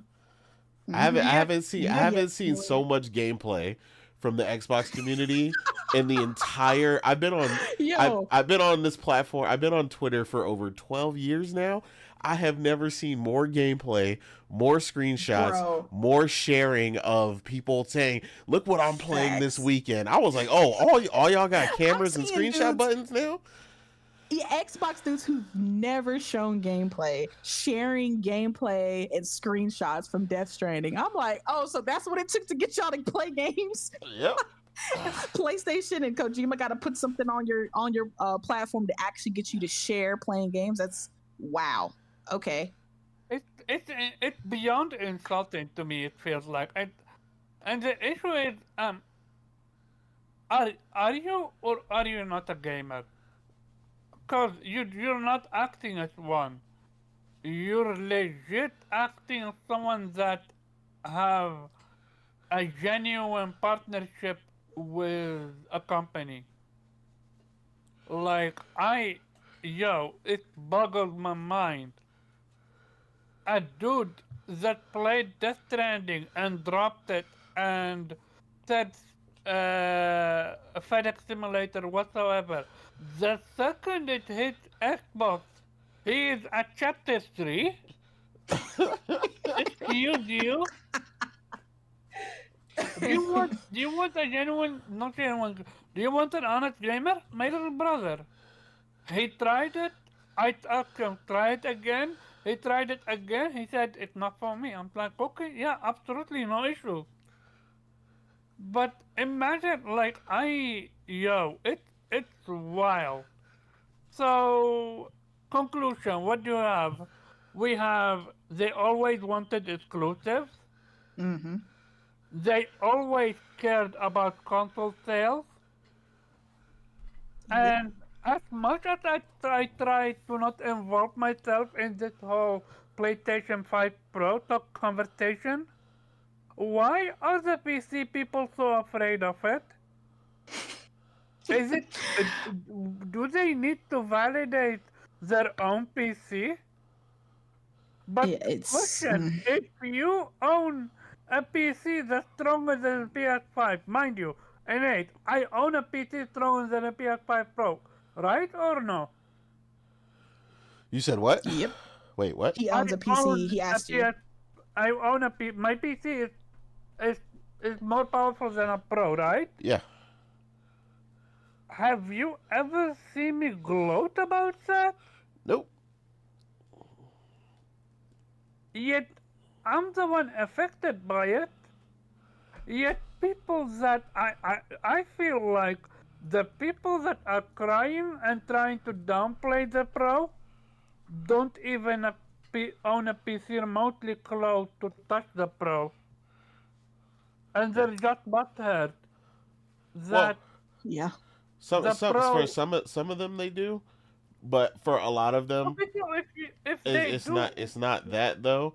What it is that when PlayStation commits to the mid-gen refresh, to releasing this powerful hardware, to releasing something that levels the playing field more, they are reiterating their commitment to PlayStation first, and they don't like that because their whole goal is to get PlayStation in the same position that Xbox is in, which is to go day and date Mm-hmm. on PC and ultimately make the PlayStation console irrelevant, so that they feel like they will get all the games in one place on their PC and they get them day one and they don't have to wait, because the reality is a lot of them actually do have a problem waiting. They don't want to wait. They want them day one. And a lot of them don't wait and they have PlayStations, but a lot of them try to act like they don't in order to solidify saying, "Hey, I would have bought that PlayStation game if it would have released day one on PC." When a lot of them, like I said, they have, they do have the system. They're just irritated because they want everything on, PC Their day PC. one. Mm-hmm. Yeah, and yeah, that's the real fight going on. Speaking of PC, of waiting, if if the recent reports are true, I thought PC players are okay with waiting for Final Fantasy hitting what you call it, PC. I thought they're gonna buy it and play it on the best box. What happened? That's so funny that you mentioned that, Omar, because like you said, they say all the time that they're okay with waiting. They have no problem waiting. Like, oh, I'll wait for Grand Theft Auto. I don't care about GTA 6. I'll wait. Oh, I don't care about not them games coming day and day. I'll wait. But then you got a game that, okay, it took a year to release on PC. Okay, y'all say y'all didn't have a problem waiting, but then when it releases on PC, y'all don't buy it. do y'all want to wait? But then when we say that, then when people say, "Oh, you didn't buy the game, what happened?" They're like, "Oh, well, we would have bought it if it released day one." And I'm just like, wait a minute. So do y'all want the games day one, or do y'all not have a problem waiting? Y'all need to pick a lane. Y'all say y'all don't have issue waiting, but y'all also say, well, if you want support, you need games to come day one. Which one is it? Like, which struggle are we going with? Like, that's what I'm saying. Like, a lot of these dudes are just hypocrites. They just say what they just say what they want. Just essentially, like Nate was saying, the end goal is they want all these games to come day and date on their PC. That's just what it is. Like, and a lot of the games they don't even care to buy. They just want the option there. They just want the ability to say, I have all your games on my platform. Yep. I genuinely question. I'm not trolling. I'm not joking. I genuinely question. Did they even break even with that PC port for 16? That's a good question. 289K so far. So, well, it'll be interesting. We'll have to see. We know Square's expectations, are always a little high. So, I'm wondering how they're feeling about their new endeavor, to share all their games multi-platform day one now. Wonder how they're feeling. Oh no, they're all this is gonna do is incentivize them to be like, oh well, the reason it didn't sell well on PC is because it wasn't day and date. All these publishers, they always learn the wrong lessons from sales or lack thereof. They're gonna take this as, oh, okay, we just need to release this on PC sooner and it'll do better next time. Yeah, they well, it's gonna be interesting because, like I said, the thing with the day and date thing, right, is, like I said, how many of those are actual new sales versus just, Bob, who owns a PlayStation and a PC, instead of buying your game on PlayStation, he just bought it on PC instead. So you're not really getting new sales. Your game's still selling the same. It's just now on more platforms. So it essentially cost you more money, but you still got the same amount of sales. So that'll be interesting. I mean, that's one of the reasons why Rockstar likes to stagnate the releases. They like people to double dip because they know their games are beloved and the people who want to play it, even though they claim they're gonna wait, but no, y'all not. Y'all gonna buy it on a console and then you're gonna buy it again on PC. Yeah. And that's what they want. They want that double dip. Because like you said, if you do a all systems, get it on day one, all you're gonna get, like with a lot of these sales, are people who have multiple platforms who would have bought it on, like you said, a PS5, they're just now going to buy it on their PC.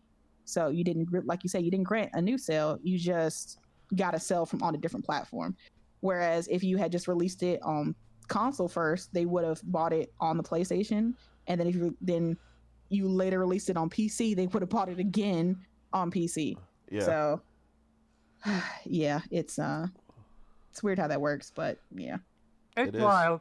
Hey, Morgan, last comment. This thing that you tell me about, me and my FOMO, I'm so Oh, yeah. glad I have that. Yeah, At least I play my game. you do. Yeah, there I you give go. you I that. don't You play play your it. games, Omar. You do.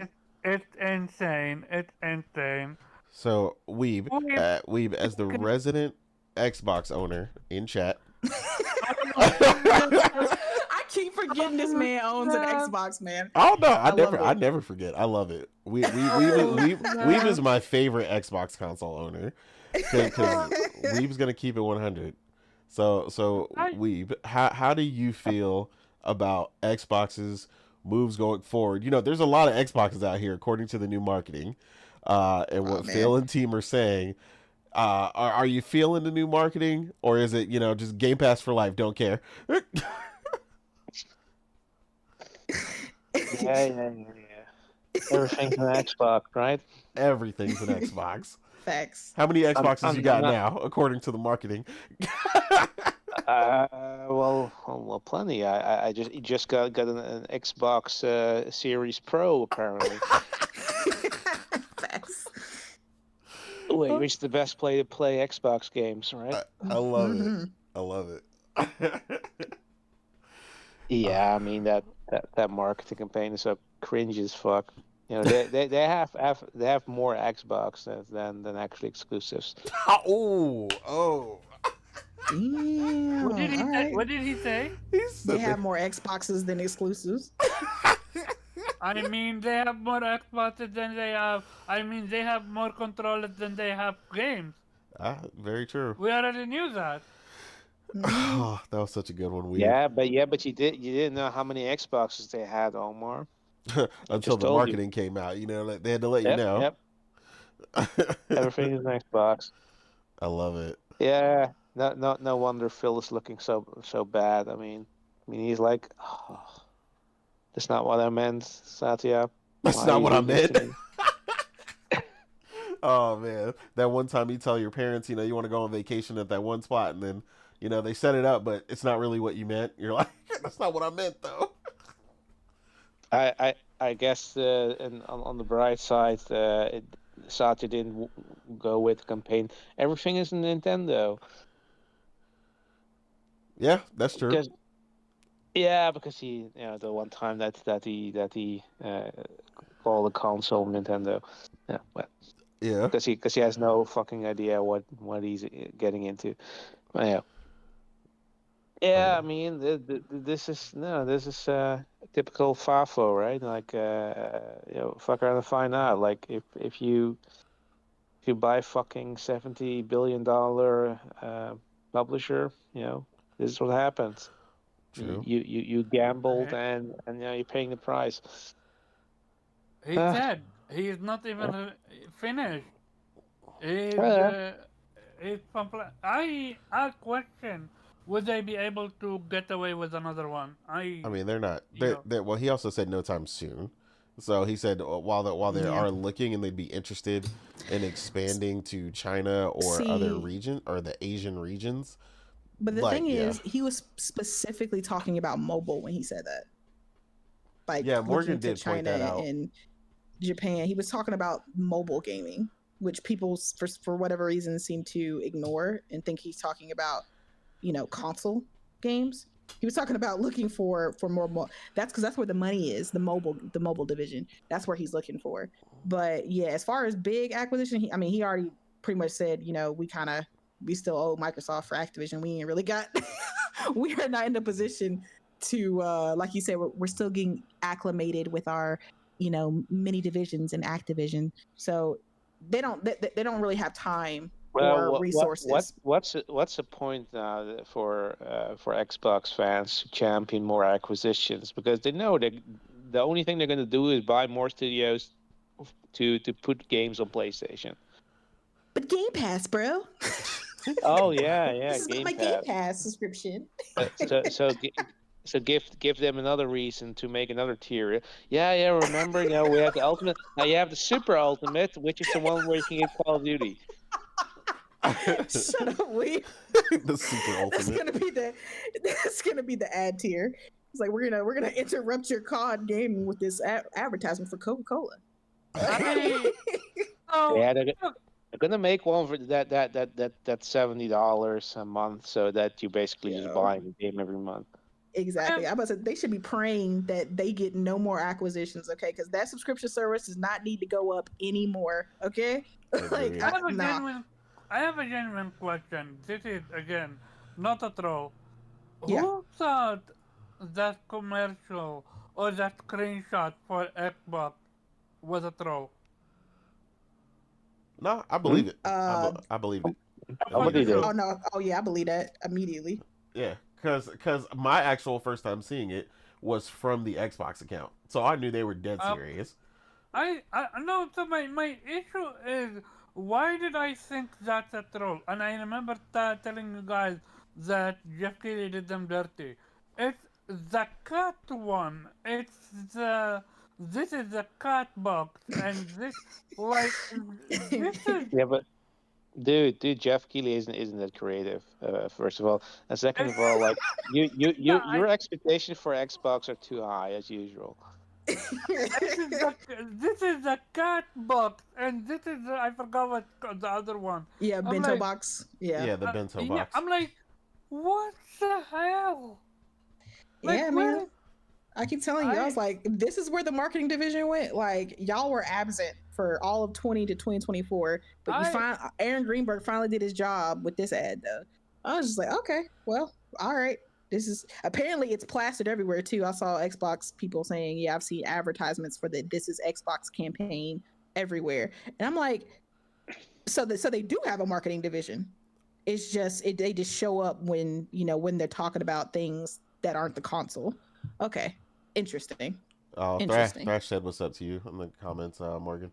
Hey. But yeah, man, I don't know. Xbox is they're definitely in a precarious, interesting position right now. But yeah, look, it's not because we didn't want the competition. It's funny. Thrash came in the chat right now because I've heard him say it a bunch on his videos. He goes, nobody wanted them to die. Nobody wanted Xbox. You know what I'm saying? like, but I can't help it. You know what I'm saying? I don't work there. Fight back, bro. Yeah, fight back. Get up. Swing. Do something. Do it. Bite his ear. Do something. Do something. Satya doing all that crying during the Xbox, acquisition of Activision, talking about, they say they want competition. Let's compete. I'm like, bro, but as soon as you got it, you just bent the knee. Like, what happened? You were screaming that you wanted this as competition and you wanted healthy competition. But then when it comes to actually competing with your competitor, you're just like, nah, we're just going to let them have some games. Like, who cares? Like, yeah. Just give up. You could probably fit a nice plan in that Series X. There you go. Oh man. Yeah. We've said I'm gonna just replace it as a pottery device. Good to go. Yeah, just gut it. Mm-hmm. Make a nice stand. It's got ventilation in there already, so it can aerate the plants and everything. Right. It's just sad. Like, I know we joking, but I really thought with these acquisitions, like, okay, cool, because obviously Xbox wasn't really in a place to compete last generation. They only had like a handful of studios, and you could only make so many games from like what they had, like 6, yeah, 7. they didn't have a lot. So I thought, okay, they got Bethesda. Okay, personally, I didn't give a fuck because I don't play Bethesda games like that besides machine games, so I didn't really care.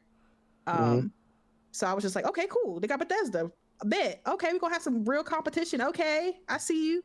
And then they got Activision. I was like, damn, I wasn't expecting that.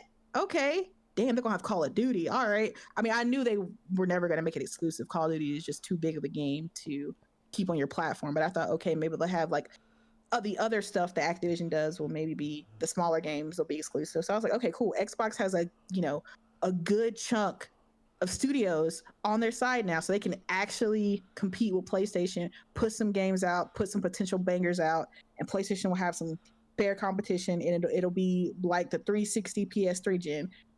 But no, Xbox just folded, said, "Here, take this game, then take this game. Oh, by the way, we're going to give you this game. We're going to give you a time frame for this game."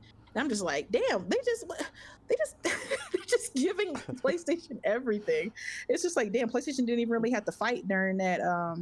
I feel like if they knew this was going to happen, they probably would have just let Xbox have Activision. Yeah, they would have just let them have it. Because they were just like, well, they're just going to give it to us anyway. So, yeah, sure. Let them have it. Yeah, speaking of, it's ironic that it's November, and Thanksgiving is coming, because Xbox just keeps giving. Man, so... the console that keeps on giving. Maybe Sony was the one who was playing 4D chess with them. Like, oh, no, don't buy Activision, wink, wink. That's why Jim left after. He was just like, I did my job, I did exactly what I needed to do. And he was just like, now it's in your hands, I'm out. Yeah, distract him in court while we go to China, Korea, India, Africa. Keep them distracted. Yeah. Let them have Activision. We're gonna distract them real quick and go over there and secure Black Myth Wukong real quick. I mean, they probably knew this. Like, they knew that they were gonna fuck up, and like, oh fuck, we just bought a $70 billion publisher. There's no fucking way we can make these games exclusive. So please, Sony, please keep taking our Call of Duty. Do you want, when you have the marketing rights? If we can have them. Exactly. Wait, you didn't know that's the game changer? The fact that PlayStation no longer has the marketing rights for Call of Duty, that deal ended. It's all over. Xbox is going to start selling 80% COD on Xbox now. It's all over. That's what I mean. That's what I heard. According to Xbox, I think Phil, I don't want to misquote him or anything like that. I think it was Phil said that Xbox is selling. Misquote him. I think he said something about Xbox having the most COD players this time for this for Black Ops 6 or something along the lines of that. But I'm like, the fact that y'all marketed the fact that everything is an Xbox makes me question if you were just talking about consoles, or are you talking about the ecosystem, as in they talking about the ecosystem. That's for sure. GeForce Now on PC Game Pass, on Xbox. Are you counting all of that? Is that what you're trying to say? Because I'm starting to think that's what he means, not just the Xbox platform. It's like, there's no way that small number of console base is doing better than PlayStation. Like, nah. No, he means the Xbox 5. I have a question. You guys remember when we first heard about the leak that they're planning to release games on a PlayStation? We kept hearing Starfield, we kept hearing Gears of War, Forza, Halo. Do you think everything was planned, but they had to back down because of the backlash that they got? I mean, of course, that's PR. That's PR speak. Yeah, I don't think back then. I think maybe they decided not to say that those games. Like, I think all those games. Obviously, I'm not an insider, so please don't take what I say as like, oh, she said. No, I'm just guessing. My guess is like all those games are in the works, but they just didn't want to definitively say it. They're like, okay, so they're upset, so we're not going to tell them just yet. Like, we're gonna just say it's these 4, and we're gonna stick with these 4. And because I feel like next year, I feel like Starfield's gonna come once they get all the little DLC and stuff out. I feel like Starfield's coming to PlayStation. I feel like Hellblade is also coming. I think that will be a good one, because we never even got any numbers for Hellblade. Like, even with Hi-Fi Rush, they did the 3 million players or whatever. They never did the player count for Hellblade. Like, it came out. Lucky if it hit 500,000. Like, it came out and they said nothing. Like, I haven't heard anything from Ninja Theory as far as players goes for Hellblade 2. So I think that's gonna be coming. but yeah, see, the fact that we're even having this talk is the problem. We shouldn't be, we shouldn't as PlayStation players be like, yeah, I think this Xbox game is coming, and this Xbox. This is what Xbox has done. They opened up the channel for this conversation to even have. We shouldn't even be having this conversation as to what Xbox games are possibly coming to PS5. This is the problem, right? And Xbox opened this can of worms, and this is what I said was going to happen. These are going to be the conversations that people are going to be having about their games. About, oh, when is it coming to PlayStation? Since there's no red line, that could come, that could come, that could come. Like, you know, and as a gamer, I always welcome more games. I'm never going to say no to more games, but I think competition is important, and I think regardless of what people like to say, the positivity peddlers in this community and the toxic positivity people in this community like to say, I think exclusives are a good thing. I think it creates competition, which is healthy for our industry, okay? Because no one publisher or one console manufacturer needs to be the only one in this industry. Like, it would be horrible if PlayStation was the only one, right? It would be horrible if Nintendo was the only one. It'd be horrible if Xbox was the only one. Competition is important, okay? Because competition breeds greatness, it breeds innovation, and it breeds consumer friendly policies for us as gamers, right? The more competition you have, the more they're willing to lower prices for things to make their products more more appealing to us. Agreed. So competition is necessary, which means exclusives are necessary. So I don't, like I said, I don't like that idea that people try to perpetuate that exclusives are bad for our industry and we should just let them go and it should be everything on every device, because that's what's best for all gamers. I shouldn't have to buy 3 devices to play all these games. I should be able to just play it on my preferred platform, and then we all hold hands and dance under rainbows. I'm like, listen, that's just not the way the world works. That's not the way competition works. And that would be horrible, because that would be great if all companies cared about was what was best for the consumers, but companies do not. Okay, we live in a capitalist society. All they care about is money. Okay, and if they're the only one in the ring, they're gonna do whatever the hell they want. It's gonna be a free for all, and we're all gonna be crying because nobody is regulating anything. So again, competition is important, but Agreed. yeah. So speaking of Xbox, while we're on, while we're getting on them, for all things Xbox, they did, at least finally show some games. So we had the previews for Indiana Jones and the South of Midnight. Some of you saw one, some of you saw the other, some of you saw both. Just real quick, I want to know. I'll tell you guys what I thought. I mean, I thought both games looked really good.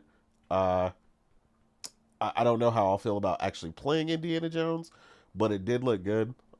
Mainly, I say that because I'm not really a puzzle person. Also, I'm not really feeling the particular first-person perspective that they chose for it, but the game looked good. Like, it looked a lot better than it looked prior. A lot of the gameplay elements and stuff they showed looked pretty good. So yeah, I mean, at the end of the day, I don't. I mean, I have Game Pass on PC Game Pass, so I can play it. I can play it, so it's all good. So we'll see how I feel about it when it actually releases. Hopefully, they can actually land Indiana a good Jones. game. Sorry, which game? Indiana Jones. Indiana Jones. Indiana Jones. Oh, okay. Yeah. So, so we'll see how that goes. South of Midnight looks like the much more interesting game to me. I like a lot of the mechanics and stuff they showed, the combat and traversal mechanics. A lot of that stuff actually looked really good. I'm still really feeling the the whole frames per second thing they got going on, with the kind of stop motion look. But the game, like, even with that, the game still looked really fluid when they showed her actually fighting and in combat. The fact that this was brought up and Morgan had pointed it out to me from our home state, they actually went to North Carolina. Let's go. Yeah, get North Carolina out there and get some of the stories about the South and some of the folk tales and things of that nature. Lord knows North Carolina got them in spades. Uh, learn about when Yeah. you grow up there, you learn about them all over the place. So yeah, I mean, it looks like they're doing their research, really working with the right people to get some of these folk tales and other things incorporated into this game. Ultimately, like I said, that game is looking much more enticing for me. So I can't Mhm. wait to see more and get a final release date for South of Midnight. But yeah, I mean, looking really good. Now Uh, that I yep, believe that's gonna do well South of from what Midnight. we've seen so far. Yeah, So did you watch the preview? a little bit, Okay, so Ada, what do you see? What do you like think? a minute or something like that. But we did the gameplay before that. Yeah, I think from the preview alone, they clearly are passionate about it and they are confident. yeah, I agree. I feel if they were not confident, they would not release a preview like that. Because Xbox is not like PlayStation. They don't hype their games up like that. Like I remember back when Gear 5 wouldn't even show gameplay even before, literally before the release date. I was literally begging for gameplay for Gear 5. So for them to show gameplay like that, I believe this is going to do well. Um, from what I've seen, I don't think it's going to break records. It's just going to do well. And I'm excited about that. But I can't say the same thing about Indiana Jones. I'm gonna leave it up that. No, that's cool. Weeb, I know you said you watched one of them. I think you said you watched Indiana Jones. What was your opinion after watching that? How do you feel about it going forward? Oh no, I managed to watch the other one as well, Oh, okay. or at least the gameplay portions of it. Um, yeah, I mean Indiana Jones, nothing they really are showing is I guess gonna make the game any better. You know, like you said, like the first person mode is a choice, but I don't think it's a great choice. Yeah, Um, I'm gonna play when it hits Game Pass because I still have the subscription running, but it sort of I kind of wish that Machine Games went back to making another Wolfenstein because this isn't it. This is yeah, I Yeah. agree. I would have yeah. taken Wolfenstein all day over this. So yeah, But yeah, I'll just check it out. But yeah, nothing to be overly excited about. yeah, that's pretty Aside much from how I that, left it. that's the one. Basically based on that first impression already, that had my interest, and what I've seen from the gameplay, yeah, I mean it's still holding my interest. So yeah, I don't know when it comes out, but somewhere next year. But when it comes out, I'm definitely gonna hop onto that one. Yeah, So yeah. no, that's what's up. Morgan, I know you you definitely got to see both. Um, Yeah. and I know you've always been into South of Midnight specifically as well. So, Mhm. uh, starting with Indiana Jones, uh, how do you feel after those previews? Let us know. Well, Indiana Jones is definitely something. um, the thing about Don't Indiana be Jones. PG. Come on. Listen, the thing about Indiana Jones is in and of itself, right? The IP of Indiana Jones. Yeah, And the real reason I think that it's also going to be on PlayStation, that they went ahead out of their way at the announcement of the date on Xbox and PC. They went ahead and said, "Oh, also spring 2025 PS5." Because the thing about Indiana Jones is nobody really under 40 gives a crap about Indiana Jones. Okay? Like they had their chance to have kind of that uprising and that reinvigorating for Indiana Jones with the new Indiana Jones movie with Harrison Ford, but that shit did terrible. Nobody cared about it. I honestly want to erase that from the Indiana Jones legacy. Like, it was just not good. Yeah, that's true. And so because of its non-popularity for people not born in the 80s, I think that's why they went ahead and released it on PlayStation, because they're just like, listen, Indiana doesn't have that pull like it did back in the day. All right, so we're just gonna have to put this on a different platform. We're gonna have to just go ahead and announce that it's coming so we can get these pre-orders, get people excited, blah blah blah blah. Now, me personally, I will be playing day one via Game Pass. That's right, I got Game Pass. And I will also be buying it on PlayStation, and I will platinum it there because that's just what I do. I'm a gamer, and regardless of the fact that it was announced for PlayStation, I'm still going to play it day one where it is, because if I care about playing a game, I will play it the day it comes out on whatever platform that game comes out on. So I'm playing it day one, Game Pass. Now, as far as the previews go, yeah, it looks cool. Like, it's definitely different. I know when it was announced, everybody was hoping that this was going to be kind of an Uncharted, Tomb Raider kind of clone thing. And regardless of what a lot of Xbox fans, not all, but regardless of what a lot of Xbox fans and influencers tried to paint it as, right? They're now saying, they're cool with what it is. But before we saw actual gameplay, they all just thought it was going to be a third-person action-adventure Uncharted-like game. And they were excited about that because they wanted that one-for-one. They wanted Xbox to have their own Uncharted, right?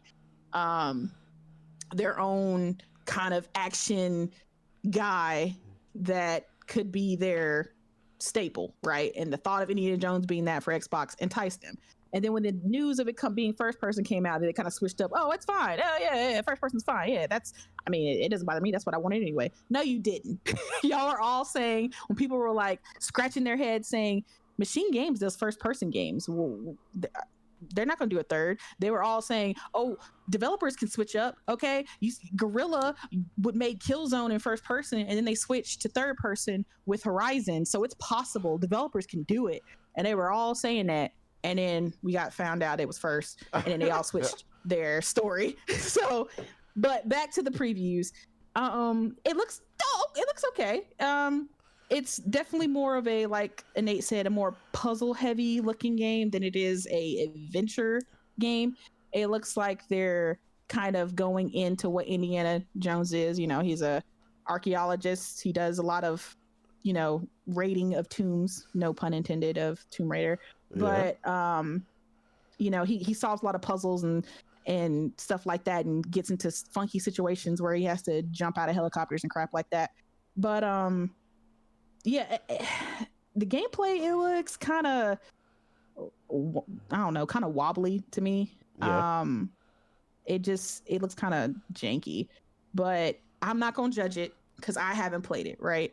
I'm not going to judge the gameplay. I'm going to judge for myself when I play it. I'm going into it with an optimistic view because I love Machine Games and I love Wolfenstein, right? That's a great series. Like Weeb said, I would have taken a Wolfenstein over Indiana Jones, but unfortunately for us, Todd Howard exists, and he's a huge fan of Indiana Jones. He's been wanting to make an Indiana Jones game for forever, and since all his other studios are busy making, other games, it was unfortunately deemed upon Machine Games to make this game. Yeah. So, and he was like, oh, well, they're good at, making, at making characters that fight Nazis. So, hey, perfect fit, right? Perfect fit. So, but like I said, shout out to Machine Games because I do love their games. I do love Wolfenstein. So I'm going into it with the optimistic viewpoint because I do like puzzle heavy games. I like all types of games. I'm a what I like to consider a well-rounded gamer. I like indie games. There a lot of indie games are puzzle heavy. So I am okay with the fact that it's going to be more of a slower kind of stealthy. I like stealth games as well. So slower, stealth-paced, puzzle heavy kind of game. That's cool. I just hope the story's good. I do think what's his name? Troy Baker. I think he sounds really good. He really sounds like Harrison Ford. That man, the man of a million voices, he's he sounds really good. He sounds like Indy. So, that's a good positive to have. And, shout out to Tony Todd. I think this might be the last game that he's in if, Insomniac doesn't have some other stuff with Venom. But RIP to him. But yeah, Indiana looks like it's gonna. I think the set pieces are gonna hit. I think that much. But we'll see how it comes with the gameplay, because from my perspective, it just doesn't look as smooth as I would like it to be. But yeah. But South of Midnight, though, is the IP that I'm really looking forward to. As a Black Southern woman, let's work our race into it, okay? Yeah, you're right. I am very enticed by this game because she reminds me of myself. Okay, as a child, I used to go in the woods a lot and explore. Used to come back home with like ticks and all kinds of shit on me.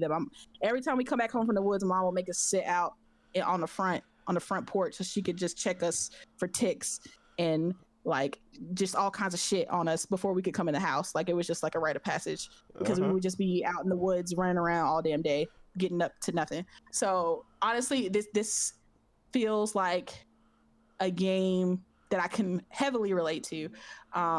Before people come for me, I don't need a game to relate to me. I'm just happy when I see one. Okay, I've played plenty of games that I've loved where their protagonists have been white men. I don't need a game that speaks to me in that way, but I'm happy when I see one, and it looks good. One that looks I'm excited. Good. Yeah, and I'm excited. I love me a good stop motion game. Shout out to Harold Halibut, okay, because that game was awesome. Enjoyed that game. But the stop motion kind of puppety kind of looking kind of games are games that I really like. But yeah, that's an art style that I find very very intriguing. I like it with Miles Morales too, the movies. But yeah, it's a very fitting art style for what they're trying to do. That kind of mythological Southern legend style thing with the bayou and everything like that. It just looks it looks good. I really like it. The deep dive was very interesting. They talked about how they went to different locations in the South, like North Carolina, Louisiana, Tennessee, all that type of stuff to get the kind of vibe that they were trying to go for, to get the they took their art team out there to kind of look around and take inspiration from the different environments and stuff. So yeah, it looks good. I'm excited to see what Compulsion Games has to offer from this game. And hopefully it does well. Okay, I don't want this to be another Hi-Fi Rush, okay, where everybody's loving it. It's got great reviews. Everybody's talking about how it could be game of the year. Worse than Hi-Fi. Nah, and then exactly. Go ahead, Omar. We seen. I don't. So I never watched a single Indiana Jones movie. Yeah. Yet, even I know one thing. What I've seen, remove the name Indiana Jones, put a schmuck name like Whip Guy. Watch this game. Whip Guy. Watch this game getting dog shit on before it even released. But because it's Indiana Jones, all of a sudden we're supposed to handle it with kid gloves. I'm not gonna do that. I just know, all I know is those whip mechanics are gonna feel real nice and DualSense. Oh man, the haptic feedback on that whip gonna go hard. Not the haptic feedback though. I'm dead. That's all I know when it comes to Indiana Jones. It'll be played best on the PS5. That's all I know as far as consoles go. The thing is, the gameplay doesn't look appealing though. Yeah, I mean, so why are we pretending to fucking love it? I mean, I don't love it. Listen, I hate this community, dude. I genuinely hate this community where you need to lie to yourself to make yourself feel. I'm not talking about you guys. No, I'm talking about people in general. Where you need to lie to yourself to make yourself feel better.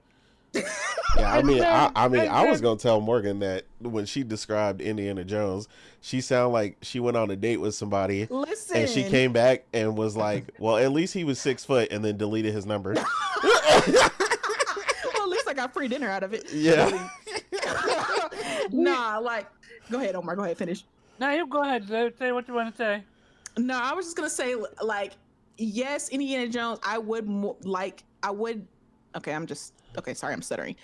I would have liked a more uncharted path for Indiana Jones, but I'm gonna trust in machine. I'm giving it the benefit of the doubt because I really love machine games. I love them as a developer, and I'm gonna trust their vision. Now, if it's not good, it's not good. I'm gonna be honest about it. But that developer has talent. They're really good at telling a good story, and their gameplay is usually really good, right?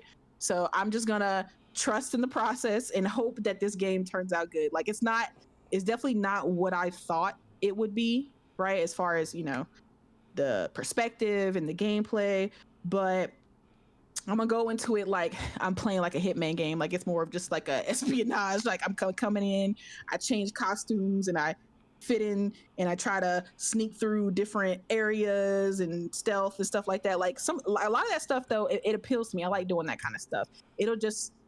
I think it'll boil down to the pacing. Like, is it a slow paced? Are we doing the same thing? Is it boring? I think it's going to come down to that. And then obviously the story itself. So I'm hoping that it's good, right? I'm leaning more towards positive that it is, because like I said, I like that developer. So I'm leaning more towards that it's going to be a positive experience. As far as Metacritic, which is interesting, I think, and I don't know if you guys want to guess what you think the Metacritic will be. For me, I think it's going to be like a 83, 84 kind of. No. If we're talking about Indiana Jones, that's a 70 minus. Oh, damn! It's absolutely. If this game gets an 80, there is something significantly wrong with. Omar said, "Ain't no way." He said, "Ain't no way." Did you see that? Because again, if this game was called, I'm gonna say the same name, even though I got Whitman. Yeah, this game would have been dog shit on. Like, why? Here's the issue. People try to be nice, but when a game causes a studio to go out of business, all of a sudden, shit. So sad for this developer. I hope they land on their feet. I'm like, God, don't say that. I got to knock on wood. Don't say this is gonna be machine games. Like, bro, if Xbox has no, the nerve I'm to just axe machine games, I swear I'm writing, bro. I swear for God, like, No, I'm by I feel you. PlayStation. Pick them up. I feel Please. Buy PlayStation them. got to pick them up at that point. If- Yeah. if something look interesting, even if it's unconventional, absolutely people are gonna gravitate toward it. But this is not it. When we first heard about Indiana Jones, everyone wanted an Uncharted Patek clone because, Yeah. Uncharted copied Indiana Jones and so on and so forth and Yeah. so on. But at the end of the day, people are just not honest with themselves. And it's frustrating because who is gonna take the fall for it? The studio. Well, I mean, Yeah, I I mean, think you're I think right. I think Warwana said it best, right? He liked the first three indie, because I know you haven't watched Indiana Jones films at all, and that's really who this is for, right? So I get your even more negative disposition, right? But like he said, I like the first three films, but I also didn't need an Indiana Jones game. Like, the problem with Indiana Jones at this point, at this late in the game in gaming, is that we've already Nobody had asked for it. things. Well, it's not about not asking for it. It's that we've already had games that have done the Indiana Jones thing better as a game. You've had Tomb Raider for years, and then you had Uncharted, which basically took the whole bit and made a whole new character and did an incredible job at it, right? I mean, literally, Drake's whole personality is indie. Is indie. He is essentially indie. Like, He makes the jokes, the quips, everything. Yeah. Yeah. You know, so it's like that's the whole deal. And when he gets to a place, Instead of a whip, he has a grapple hook. yeah, he has a grappling hook, and but you know, he does the rope with the rope with the grapple thing at the end and all that other stuff. Like that's Yeah. what I'm saying. Like he was basically indie without the IP, and it's like, Yeah. you know, it's hard to see because a lot of times in certain things, you know, you need the IP, right? Like it's rare that a something that comes out that imitates an IP does so well, right? Mm-hmm. But again, that's the uniqueness of gaming, right? You can come out with something that kind of honors something or uses a likeness of something and then create something incredible that's completely different because, you know, it's not movies. So like, you know, if another movie came out that was kind of like that exact thing, it'd be obvious, right? But like even when you watch like the Uncharted film, you know, it has a very different tone to it than Indiana Jones, right? That's why they started in the city and they did all the stuff quite differently than Indiana Jones. Like his I whole want to play thing was Uncharted again now. right, right. Like, but that's what I'm saying. Like that game is special in its own right, and that's pretty tough to do. But like I said, that's what makes indie so hard to stand out now. Is it's like, dude, you've had people doing your bit for years, you know, in different ways. So like now they're coming along. Then on top of that, they go first person, and it's like, I don't know. Yeah, I think that's probably part of the reason why they chose to go first person, because they didn't want to be compared to Uncharted. Agreed. Yeah, they didn't want to be like, oh, well, this is just a C tier Uncharted. Like if you want this, if you want to play this game, but better, go play Uncharted. That, you know, they didn't want that.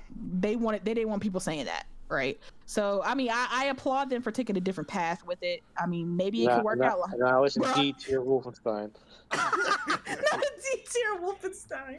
Yo, listen, yo, we gotta wait for the game to come out, y'all. It might be good. We don't know. I hope so. I hope so, because you know, I think, you know, I don't know, maybe my faith is displaced, but I don't know. I just there's something in me that feels like it could be at least good. Maybe not great, but it could be good. Yeah, I believe it could be good. But don't worry, if it's bad, it was in Game Pass. It was in Game Pass. We didn't have to pay full price. No, my issue is this, and we know it. So I'm gonna say the quiet thing loud. Oh man, This wasn't anywhere affiliated with Xbox. Nobody would have given a fuck. oh man.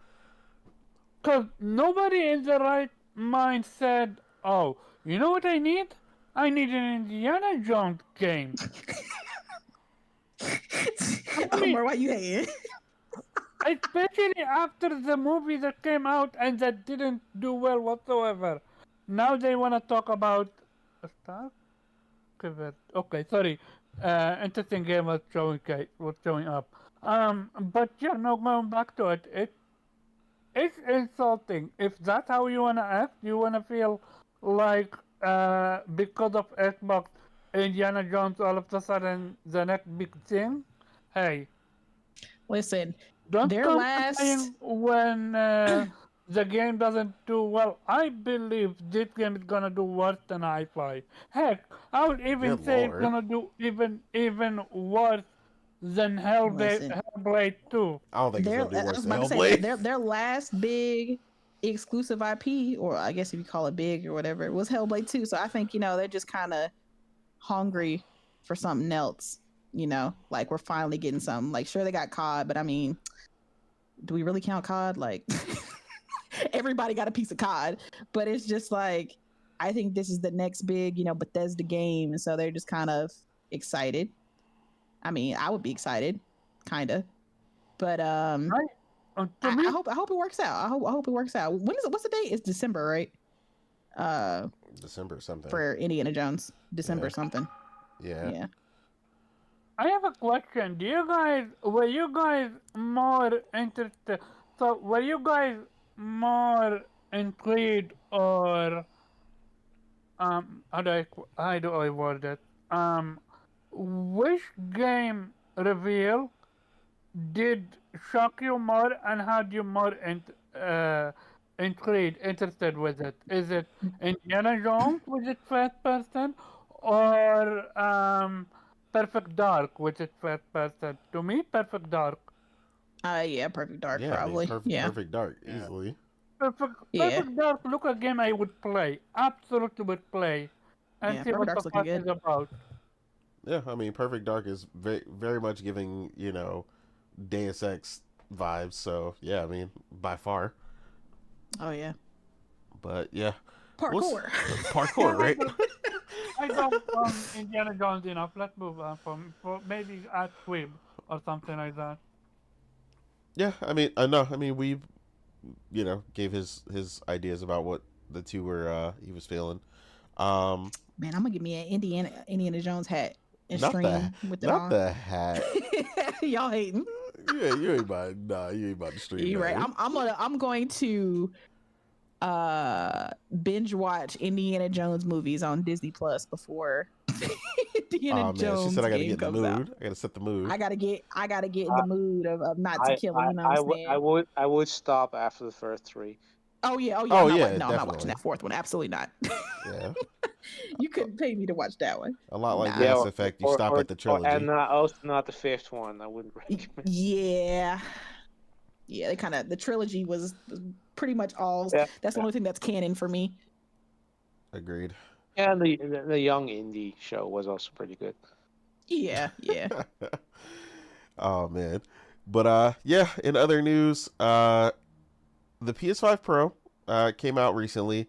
To the much dismay of the Xbox community and PC people, apparently.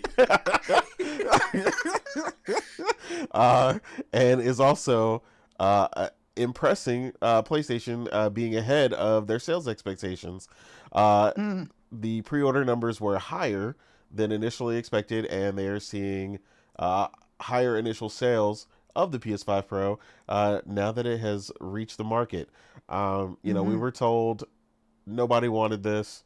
Uh, it wasn't going to do good. Previews are looking great.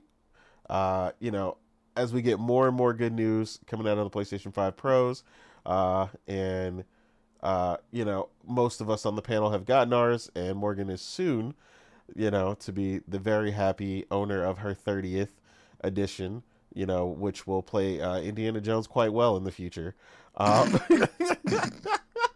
But yeah, I mean, again, like I can't say I didn't see this coming. I mean, a lot of people, like I said, PlayStation just crossing 65.5 million. Uh, Next year looking amazing. PlayStation hasn't even really put their foot on the gas yet with their first party studios. Mm. They've yet to really reveal what the rest of the studios are working on besides the Ghost of Yotei. They've also got Death Stranding 2 coming next year, as well as, obviously there's going to be a ton of other surprises we don't know about just yet coming next year, but also the elephant in the room, which is Grand Theft Auto 6. So there are obviously a ton of PlayStation, or current or old gen owners that have yet to upgrade, that have started to upgrade as these new games have started to become current gen only. You're starting to see a lot of people switch over, and even the regular games are getting some of these really great benefits. So like NBA 2K, and so on and so forth. And all these games are getting higher frame rate modes, higher visual fidelities, and a bunch of other things with the Pro. So it's definitely going to entice some people. I think people will be a lot more surprised about how many people have the expendable income to get some of these things when they really want it. And I think a lot of these benefits, whether it's moving over to the PS5 initially, just the base model or the Pro, I think you're going to see a huge uptick come next year. I think, honestly, it's really not hard to say that PlayStation, by the end of next year, will see 90 plus million consoles easily, being at 65.5 million already. Because after the holiday season, they'll probably go ahead and cross 70 million. So yeah, I think it's easily within expectation. If everything comes out that should next year, especially with Grand Theft Auto being, you know, current gen only, like, and given the way that Xbox is putting their games on PlayStation, so on and so forth. I mean, when consumers look at their options, I mean, the PlayStation 5 and PlayStation 5 Pro are, you know, bar none, top pick. So, yeah, I mean, shout out to PlayStation. It's not, I mean, it's not really something to discuss, but shout out to PlayStation for, you know, putting out a phenomenal product that a lot of us in the community have been enjoying. Me personally loving our PS5 Pros and all the enhancements, and it's good to see a lot of companies going back and updating some of the games that have been already out, as well as obviously seeing some of the benefits of some of the newer titles, games that previously did, you know, had 120 FPS mode or whatnot, all holding higher frame rates. Same thing um, with FromSoft. What was FromSoft's game? Armored Core. There you go. Armored Core holding a solid 60. A lot of benefits out there for people looking to get into the best place to play their console games on the PS5 Pro. That's an unequivocal fact at this point. But yeah, like nothing to argue. Go ahead. I mean, you know, congratulations to PlayStation for outselling the Xbox One in 3.5 years. Again, you know, they told us at the beginning of the generation that this was not going to be a 2-to-1 generation, like that this was Xbox was coming and it was going to eat, you know, monsters for breakfast. There wasn't going to be a large gap this gen. And once again, history repeats itself. And because, you know, Xbox themselves refuse to share console numbers. I mean, we know why. I mean, when your console numbers are that low, right? Your competition is selling twice as many as you. You don't really want to go out and parade the fact that we're selling half of that. Yay! Like they're not going to. But I mean, we know what those numbers are. They're abysmal. But this isn't about Xbox. Let me stop shitting. Right? This is about PlayStation. Okay. You know, shout out to PlayStation and what they're doing, and you know, continuing to put the console and console owners first. Okay, regardless of the fact that this was supposed to be PlayStation's slow year, we got some amazing exclusives from them. All right, regardless of whether they were first, second, or third, we got them. We could play them, and that's all that really matters, right? But yeah, the pros coming out, you know, it's doing wonders. You know, regardless of what people want to say, you know, specific people in the community that want to try to, for whatever reason, like it's been out for like a week or two at this point, but they're still talking about it. It's weird, honestly. And they love to try to point out how it's not doing certain things. Oh, look at this game. It's not hitting the metrics. Oh, I thought it was supposed to improve. And I'm just like, they're nitpicking certain instances of certain games to try to fit the narrative that it isn't really doing anything.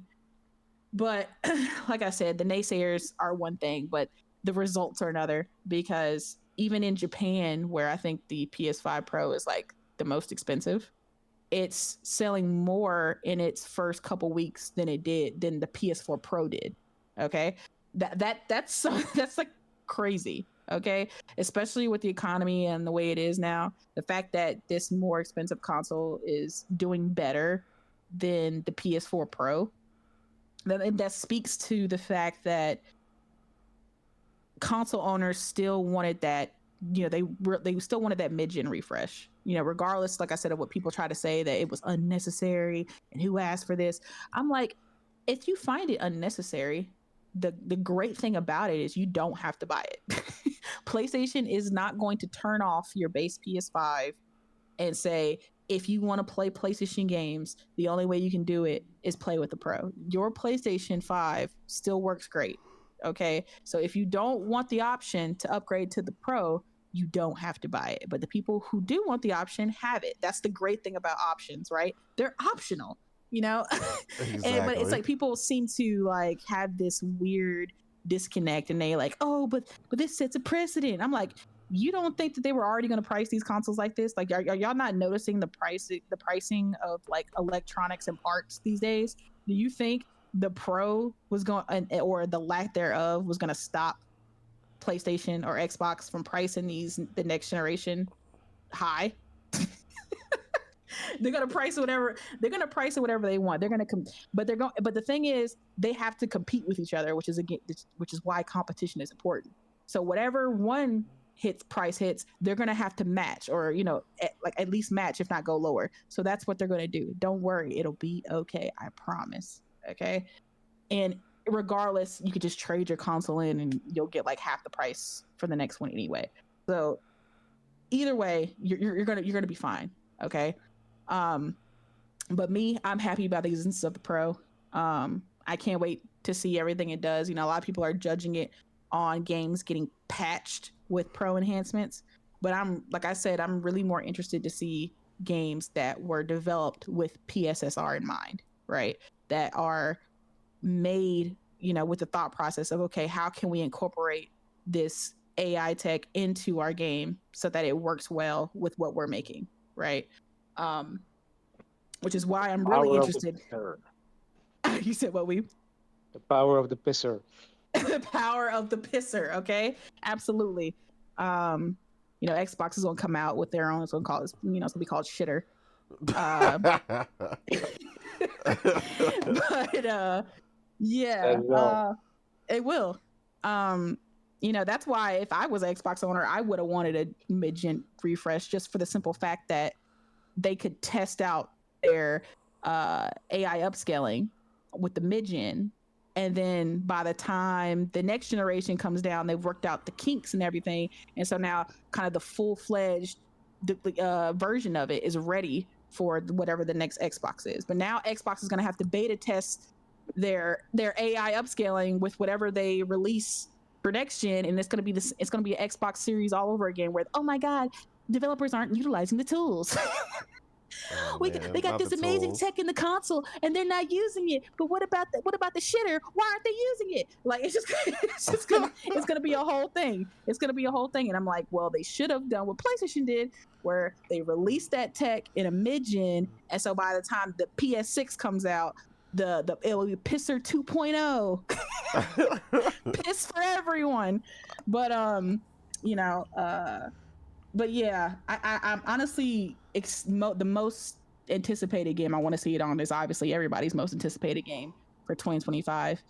Our GTA 6, right? Absolutely. I want to see what the pisser could do for GTA, right? Like I said, I just have a feeling PlayStation is sending their team over there, and they're trying to help Rockstar in any way they can to incorporate this AI tech into their game so that they can get the best out of GTA 6, right? So that when the marketing hits and when we finally get the next trailer for GTA 6, right? And they can say the best place to play day one, because there's going to be no PC. It's going to be console only. The best place to play this game, you got to get a PS5 Pro. And like Nate said, a lot of people are still holding on to last gen. There's a lot of PS4 owners, PS4 Pro, Xbox One owners, Xbox One X. But GTA is going to be the game that gets a lot of people to, I feel like it's going to finally be that game to get the majority of the people who have been holding back to convert. Agreed. Rockstar is always that way. Whatever game they release, that's the game that moves the needle and gets everybody on there. It's a next gen only game, so the only way you can play it is you got to invest in next gen console. And if PlayStation is smart, they realize that, they're gonna be like, okay, we still have so many PS4 owners. The GTA 6 is gonna be that game to get people to convert. Now they can convert to Xbox, or they can convert and upgrade to us. Okay, but if we have the tagline that if you want to play this game in the best possible experience, the only way you can do that day one is get a PS5 Pro. We can, we submit our name next to GTA, right? We can get a shit ton of sales. Absolutely. If I realize that, I gotta hope that the people who are paid, millions of dollars for this type of thing realize that, and they're working to get this done, right? You would hope, right? And they're working to get this done, because GTA is that needle mover, and the way they're talking about it, how it's going to be like this next innovative thing, Like the NPCs are just so lifelike, and they react to the way they're talking about this game and the next level that it's bringing to gaming. You would want your brand associated with that. You would. PlayStation, at the end of the GTA 6 advertisement. So I hope PlayStation's taking notes and they're doing that, and they've got their people on there, and I hopefully they lock down the marketing for GTA 6. So even if they don't get the pro tagline, they can still associate people will see the ads and everything like that with GTA and PlayStation. I assume they got it, but you never know these days. But yeah, that's true. Yeah. But I'm just hopeful for PlayStation's future. I'm excited to try out the mini games. I mean, that we have that have PS5 Pro enhancements. The newer titles like Assassin's Creed Shadows and absolutely, the Pirates Yakuza. Like we're getting so many games that have the PS5 Pro enhancement, and those are the ones that I haven't released yet are the ones that I'm most curious to see what they'll do. But yeah, I'm happy for PlayStation that their financials are looking good. I think they were up as far as services, up with gaming revenue. I think they were down a little bit with hardware. I can't remember the exact numbers, but most of their numbers were up, so they were good. Oh, but, yeah, they're up in everything. Yeah, but with the sale of the digital PS5, like what was it, 350 or what is it, 375 for the holidays? 379. For the digital, I think they're probably gonna have Christmas and holidays on lock for the sale of their console. 379 to get a base PS5 with the option to upgrade to a disc anytime you want. I think that's a pretty damn good deal, Yeah. And people are trying to bitch and be like, oh, well, the original Slim was $400, so this is only like a $20 discount, blah, blah, blah, blah. It's not really a discount. It's not really a good. I'm like, okay, but the original Slim didn't have the option to upgrade to physical if you wanted to, right? Sure. And that's a great value. Obviously, because then you can get games on the low. As we all know, physical has a much better sales, drop in sales versus the digital library. So the fact that with this console you have the ability, if you want, to upgrade to physical, I think that it's a good price. Okay, so y'all trying to compare it to the original digital only PS5 as being a little bit disingenuous because you couldn't upgrade that one.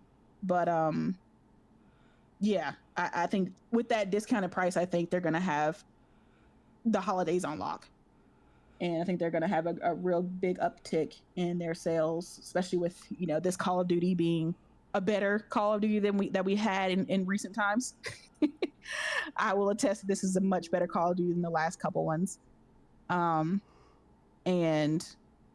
I'm trying to think of what else. You got Black Myth Wukong. Because us as gamers, we're us in here, we're more the hardcore gamers. So a lot of these games that we're talking about, we get day one, right? But we have to remember a lot of people like us back in the day, we used to be kids where the only time we would get games was our birthday or Christmas, right? So you got to remember, a lot of kids are going to be playing a lot of these games for the first time at Christmas. Going to be kids who play Astrobot for the first time at Christmas, or Call of Duty for Christmas, or all these games for Christmas. So I think they're going to do really well as far as the holiday sales go. Keyblade. But yeah. Can that also be set for Xbox? Nope. You talking about as far as holiday sales go? Yeah.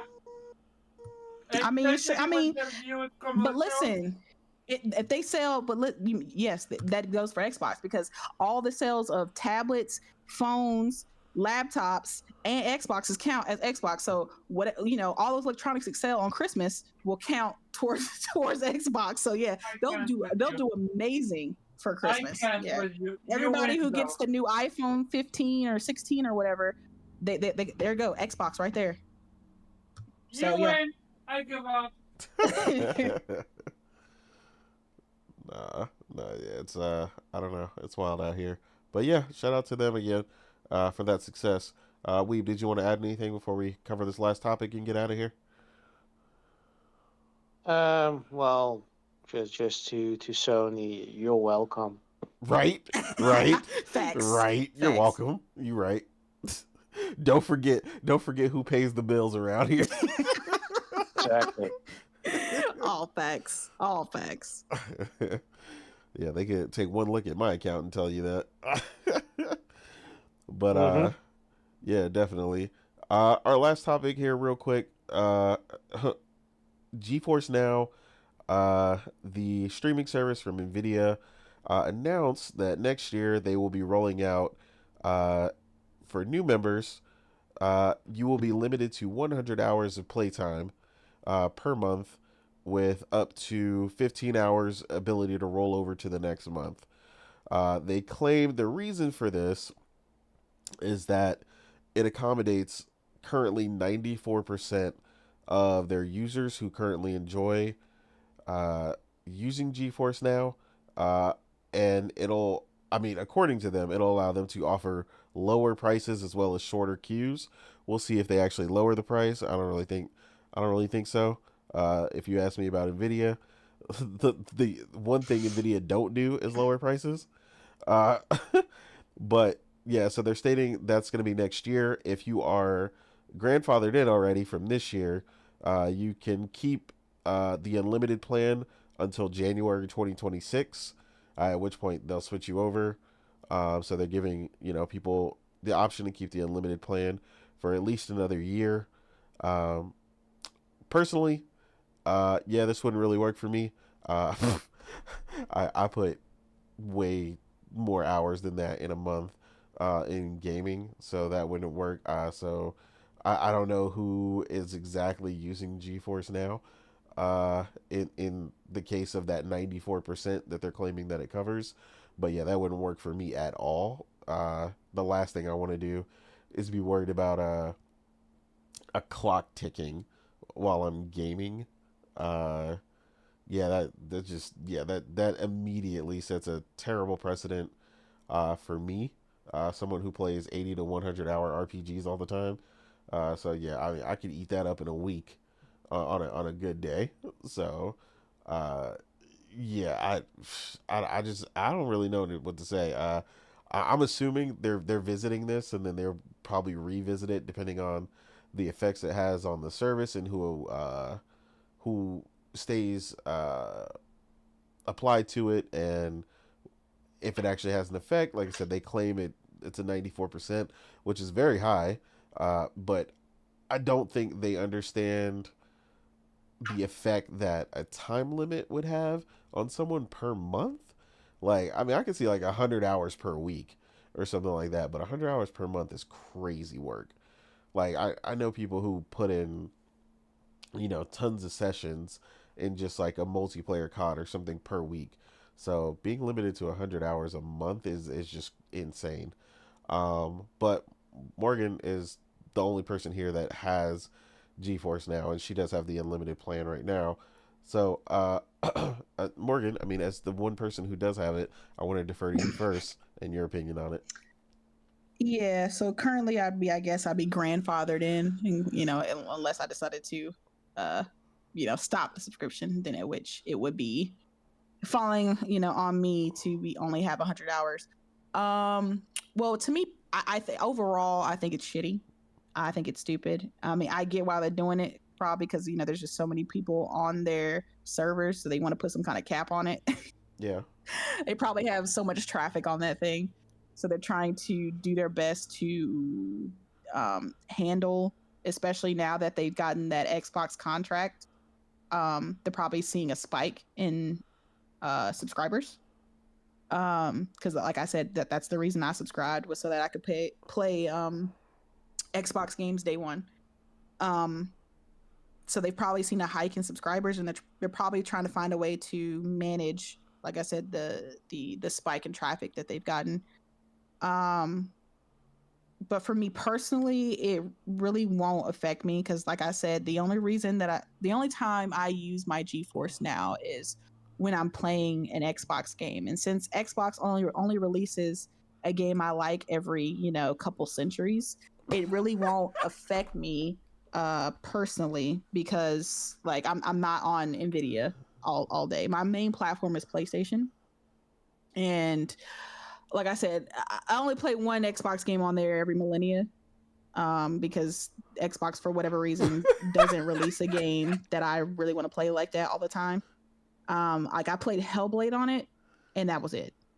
Like since then, and then I tried COD on it, and it was okay. But the weird thing about COD on GeForce Now, like it works fine, it plays fine, but having to load in COD through Nvidia, which through Game Pass, and also through the Call of Duty Activision server hub, it messed things up. Like I was playing the campaign on GeForce Now, got to like the second or third chapter, and then stopped for the night. Went back on the next day, and it didn't save my game at all. Like it messed up somehow. It like the xCloud or whatever didn't like sync, so I had to start over, and then again came back the next day because I thought I fixed it, and it still didn't save my game. So I ended up buying just getting it on PlayStation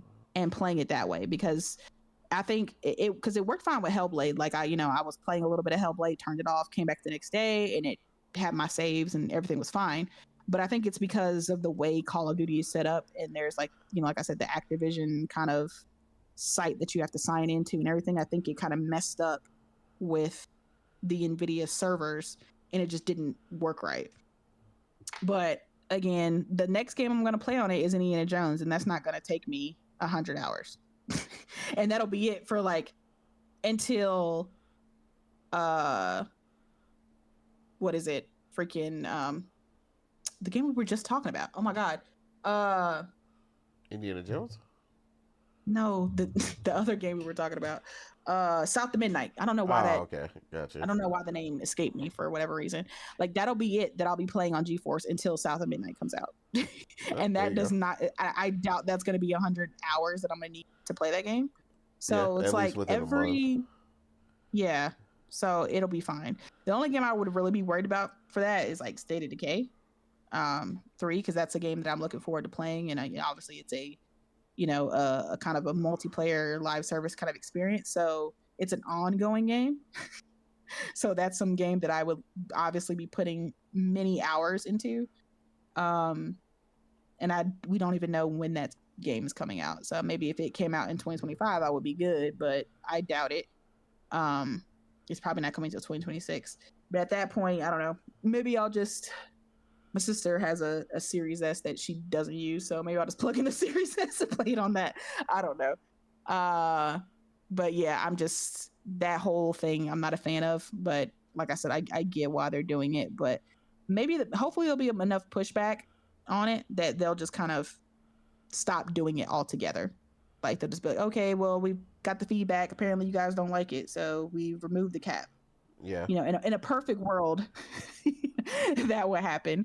But the way these companies are set up, they just don't care.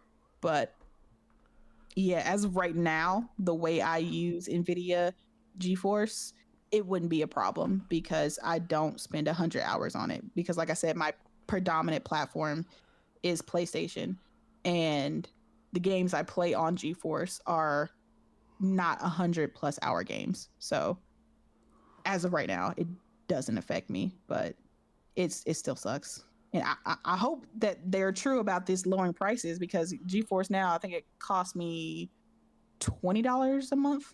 So I mean, yeah. if they're talking about lowering prices, I hope those prices effects roll my way. Like that's what lower I'm my saying, subscription. because if you're changing what's offered, then that price needs to reflect that. You're no longer offering unlimited. I shouldn't be paying unlimited prices. Yeah, exactly. Because if I have unlimited, and I'm paying currently for unlimited, and then you take that ability away, I would hope that would reflect in the price. Like, okay, we're lowering it because you're no longer technically unlimited anymore. So exactly. Yeah. So we'll see what happens. I think it definitely. I get it. Like they said, if that's really the number that's reflected, cool. But I think I think it's not good for them in the case that it takes away someone's ability to really depend on that as their main Mm. platform. Yeah, Uh, that's the thing. Yeah. yeah, so like because you run out of hours, you're just Hmm. SOL until Yeah. next month, Yeah, and because then I'm Who thinking. are you to dictate what other like? I'm sorry, but if my own parents don't dictate that stuff for me, why would you be able to do that? yeah, That's crazy. it's not a good look. And then Yeah. let me correct myself. You're not SOL. You are SOL till you pay more, because they're offer additional time for money, so you could pay. Wait, how much? Where's the? Hold on. It What is this? $10 an is hour? nah. It's like two. So performance day pass 299. Uh, 299 for an additional 15 hours of performance, and 599 for 15 additional hours of ultimate.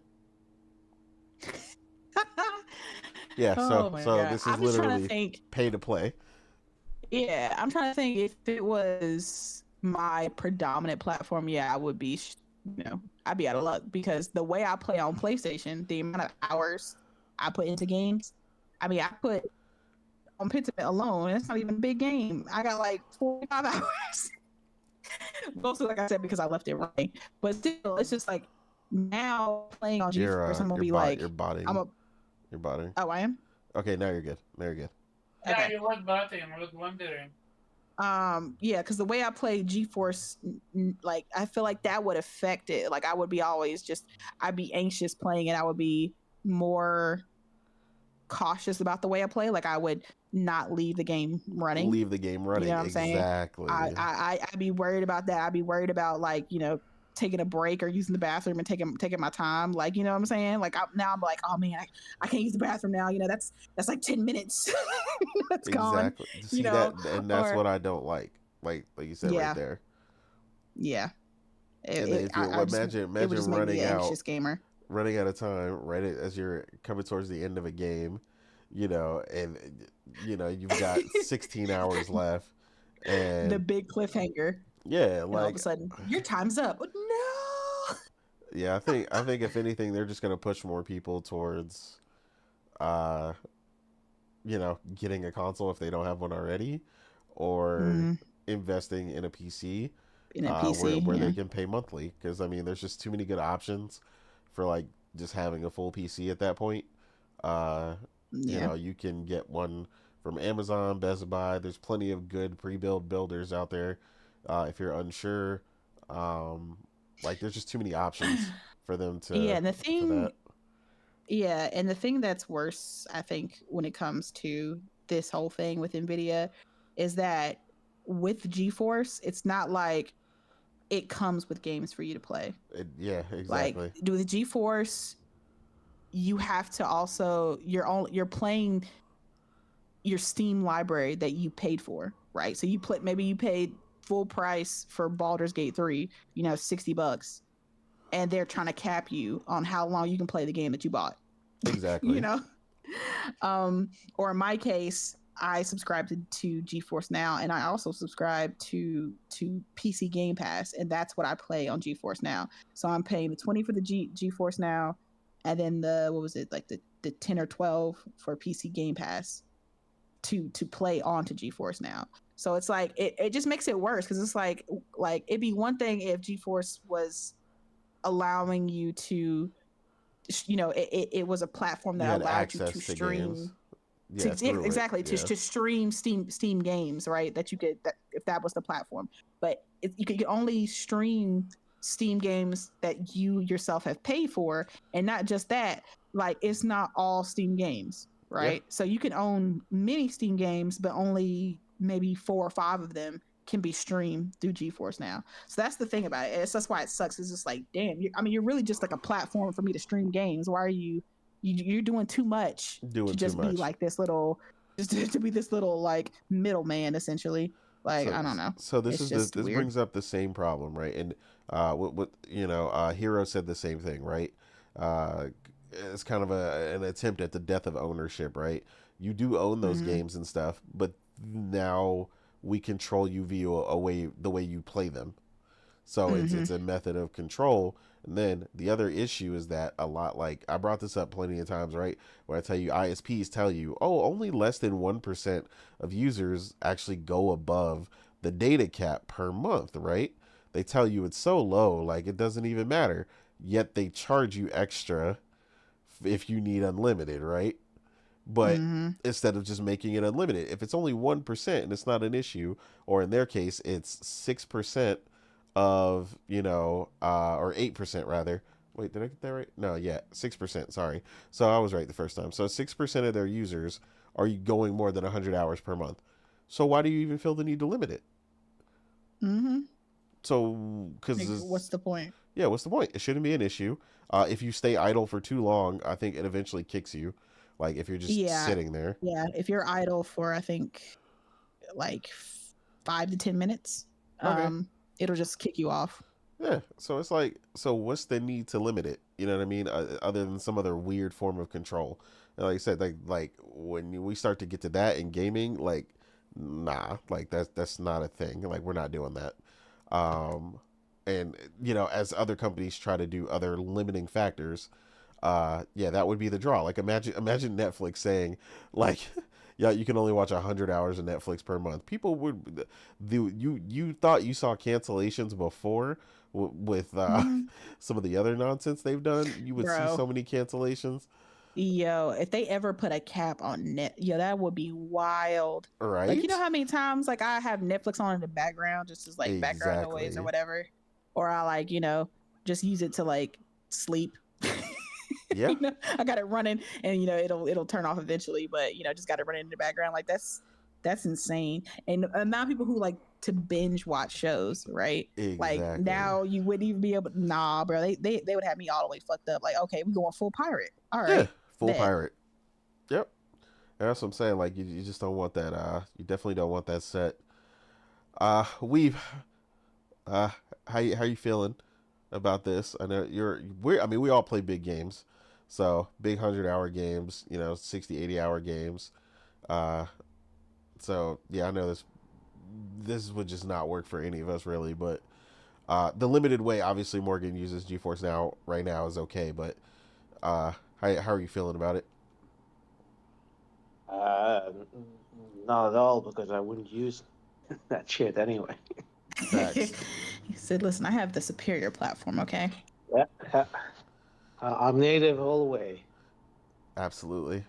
Yeah, I think this just brings about a bigger benefit to telling people, hey, look, like we always tell people, it's better to own your stuff. When it Yep. comes to gaming, get yourself. This is a perfect, perfect. I mean, to me, I'm gonna be honest. The moment this goes into effect, like, I would just be running marketing campaigns against it. Like, don't want to be limited in your gameplay? Get a PlayStation where we have no limits. Like, I'm sorry, like I'm just running that thing into the ground. Like 100, that's just crazy. Like I'm trying to look, and I'm like the amount of like Morgan always gets on me for leaving my PlayStation on and stuff because I fall asleep. But Mhm. I'd use 100 hours in like a couple days. Yeah, because I don't. It affected your end of the year wrap up numbers. Everybody was giving you kudos for putting 200 plus hours into Final Fantasy 16, and I said that's a fucking lie. This nigga did not play it for that long. We beat it at the exact same time. He just left his freaking PlayStation on and fell asleep. Do not give him kudos for that. Hey And look, he that's does it all the time. He leaves his PlayStation on and just falls asleep at his desk. It's like don't think he putting them hours in. He's not real like that. hey look, real adult gamers know what that life is about. You you start playing the game and then you just pass out. You know what I'm saying? Like like I'm tired out here. I'm tired. What you want me to tell you? It was a convenient place to This man nap. This Nate man will has have 100 hours, and my name is Mayo. Yeah. This man will be having a full blown conversation with me while he playing, and all of a sudden he just get quiet, and he just fell asleep mid convo, like mid sentence. I'm like, yo, But out, just the out. awesome thing is when I wake back up and I continue exactly where I left Oh off. yeah, and he wakes back and he just starts talking like he never stopped, and it will be a 30-minute gap, and he's like, yeah. So anyway, and I'm like, what? You know you've been quiet. You know you've been asleep for 30 minutes, right? I'll be like, He's what? What are you talking about? Huh? That's Huh? What? crazy. Nah. It's so hilarious. Oh man, grown people problems. Facts.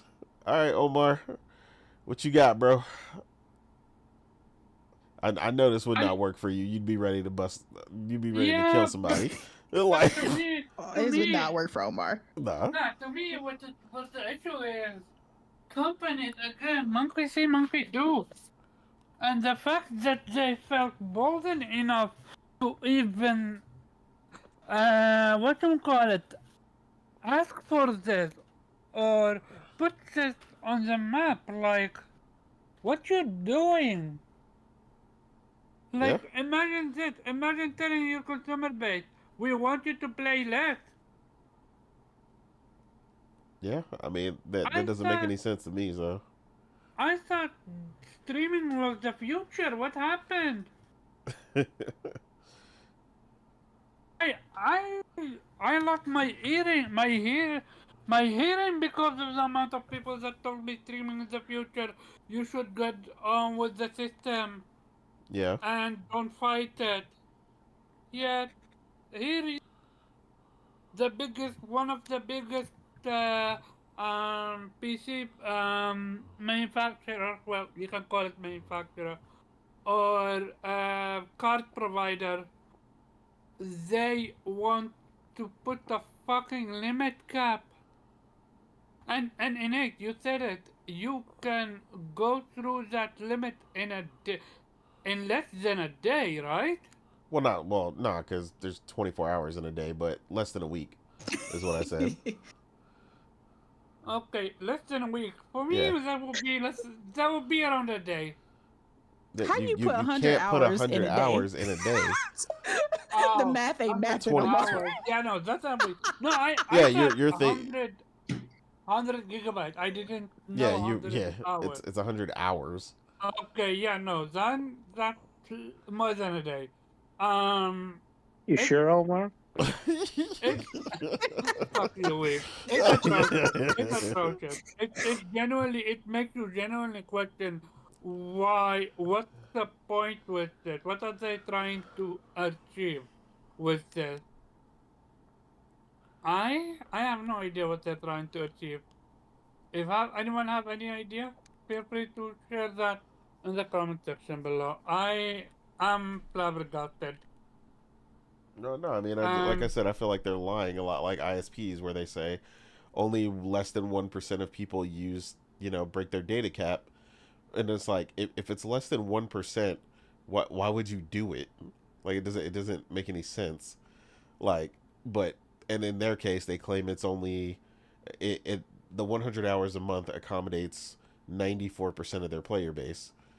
But again, like I said, you say that, but then you take away the freedom for people to be able to utilize the service, as long as they need to when they do want to go over 100 hours, because now you're saying, hey, you can technically go over 100 hours, but now I'm gonna charge you for it. So yeah, honestly, the only thing I can tell people out of this, man, invest in a console or invest in a PC or invest in both. If you really a gamer out here like we are, and if you listen to this podcast, then you probably are. So yeah, invest in that stuff. Cause yeah, like Games Hero said in the chat, or not Games Hero, but I said Games Hero because I seen him on Twitter. But Hero Down Under said in the chat, trying to take away essentially the death of ownership, your ability to dictate what you do with the products you own, or giving you the illusion of ownership. So like you said, it's wild to think, like you said, if they own Baldur's Gate 3, and then to be told you can't play it because you ran out, or you got to pay. It's like being at an arcade. Please add $2.99 to continue your game. Like what? Like yeah, no. But it is what it is. Uh, with that, we'll go ahead and head out for the show. Again, thank you everybody who came through. It was a good showing, good turnout today. Hero Down Under, Keyblade Master, King Thrash, Seafresh, Warawana, Will. My thing reloaded, so I'm probably missing some people that came in. Viper. I think there might have been some more people. I know we got up there earlier. We had quite a few people, but not everybody was talking in chat. But Thrash. yeah, I said Thrash. But yeah, anybody and everybody who came through, thank you for coming through. If you're listening to this later, appreciate the support. But yeah, we're gonna go ahead and get ready to get out of here. So Weeb, let the people know where they can find you. Yeah, you can find me on Twitter as the Weep Sheriff for the Rise Zone, and also on Blue Sky. Yeah, Ooh. Automation. Otter Otter Nation. Nation. Oh man, we done went to the other side, made that blue sky count. Okay. Yeah, Yeah, you yeah, made yeah. one. How is it over there? Is the grass greener? Is it I feel like there's sparkling water and it's nice Uh, over there. Nice carpets and rainbows. Is it good? well, yeah, less racist and less Oh buggy, I man, guess. love it. Morgan, let the people know where they can find you. Yeah, they can find me on Twitter at Chill Bandit. On PlayStation playing games, hopefully. But tonight, gotta binge watch some Arcane. And if you're not watching Arcane, what's wrong with you? First of all, greatness has finally come back to Masterpiece. Everybody should be watching it. It's fantastic. And that's what I'll be doing tonight. But see you guys next week, Otter Nation. Otter Nation. All right, and Karaba, where can the people find you? You can find me at Caravan Culture on Twitter. Hit that like button, get the stream out. Shout out to everyone that came through. With that being said, ladies and gentlemen, I always give a shout out to Vitamin G Podcast. So this week's gonna be a special one. Shout out to them. They're on that copium. Not all of them, but some of them. Oh man, They taking shots. They truly believe PlayStation is gonna put Returnal on Xbox. I'm gonna leave it at that. Returnal. Returnal. That's so specific. They truly believe because what Xbox is doing, the PlayStation is gonna follow through. Not now, but later down the road. I Now see. don't These listen would to be- all my fucking guys. They Yeah, wouldn't Hey. even touch Returnal. yeah. I'm assuming they've been listening to Broomstick for the Win, a little too much. So yeah, that makes sense. But yeah. With that said, I'm your host, Nate, or known as the Real Nate on Twitter, also on Blue Sky. But yeah, you can catch me gaming because that's what I'm about to do after I find some food. Because now I'm mad hungry because I woke straight up and got into the podcast. So yeah, it's time to eat. But yeah, everybody else enjoy the rest of your Saturday. And good gaming. Peace.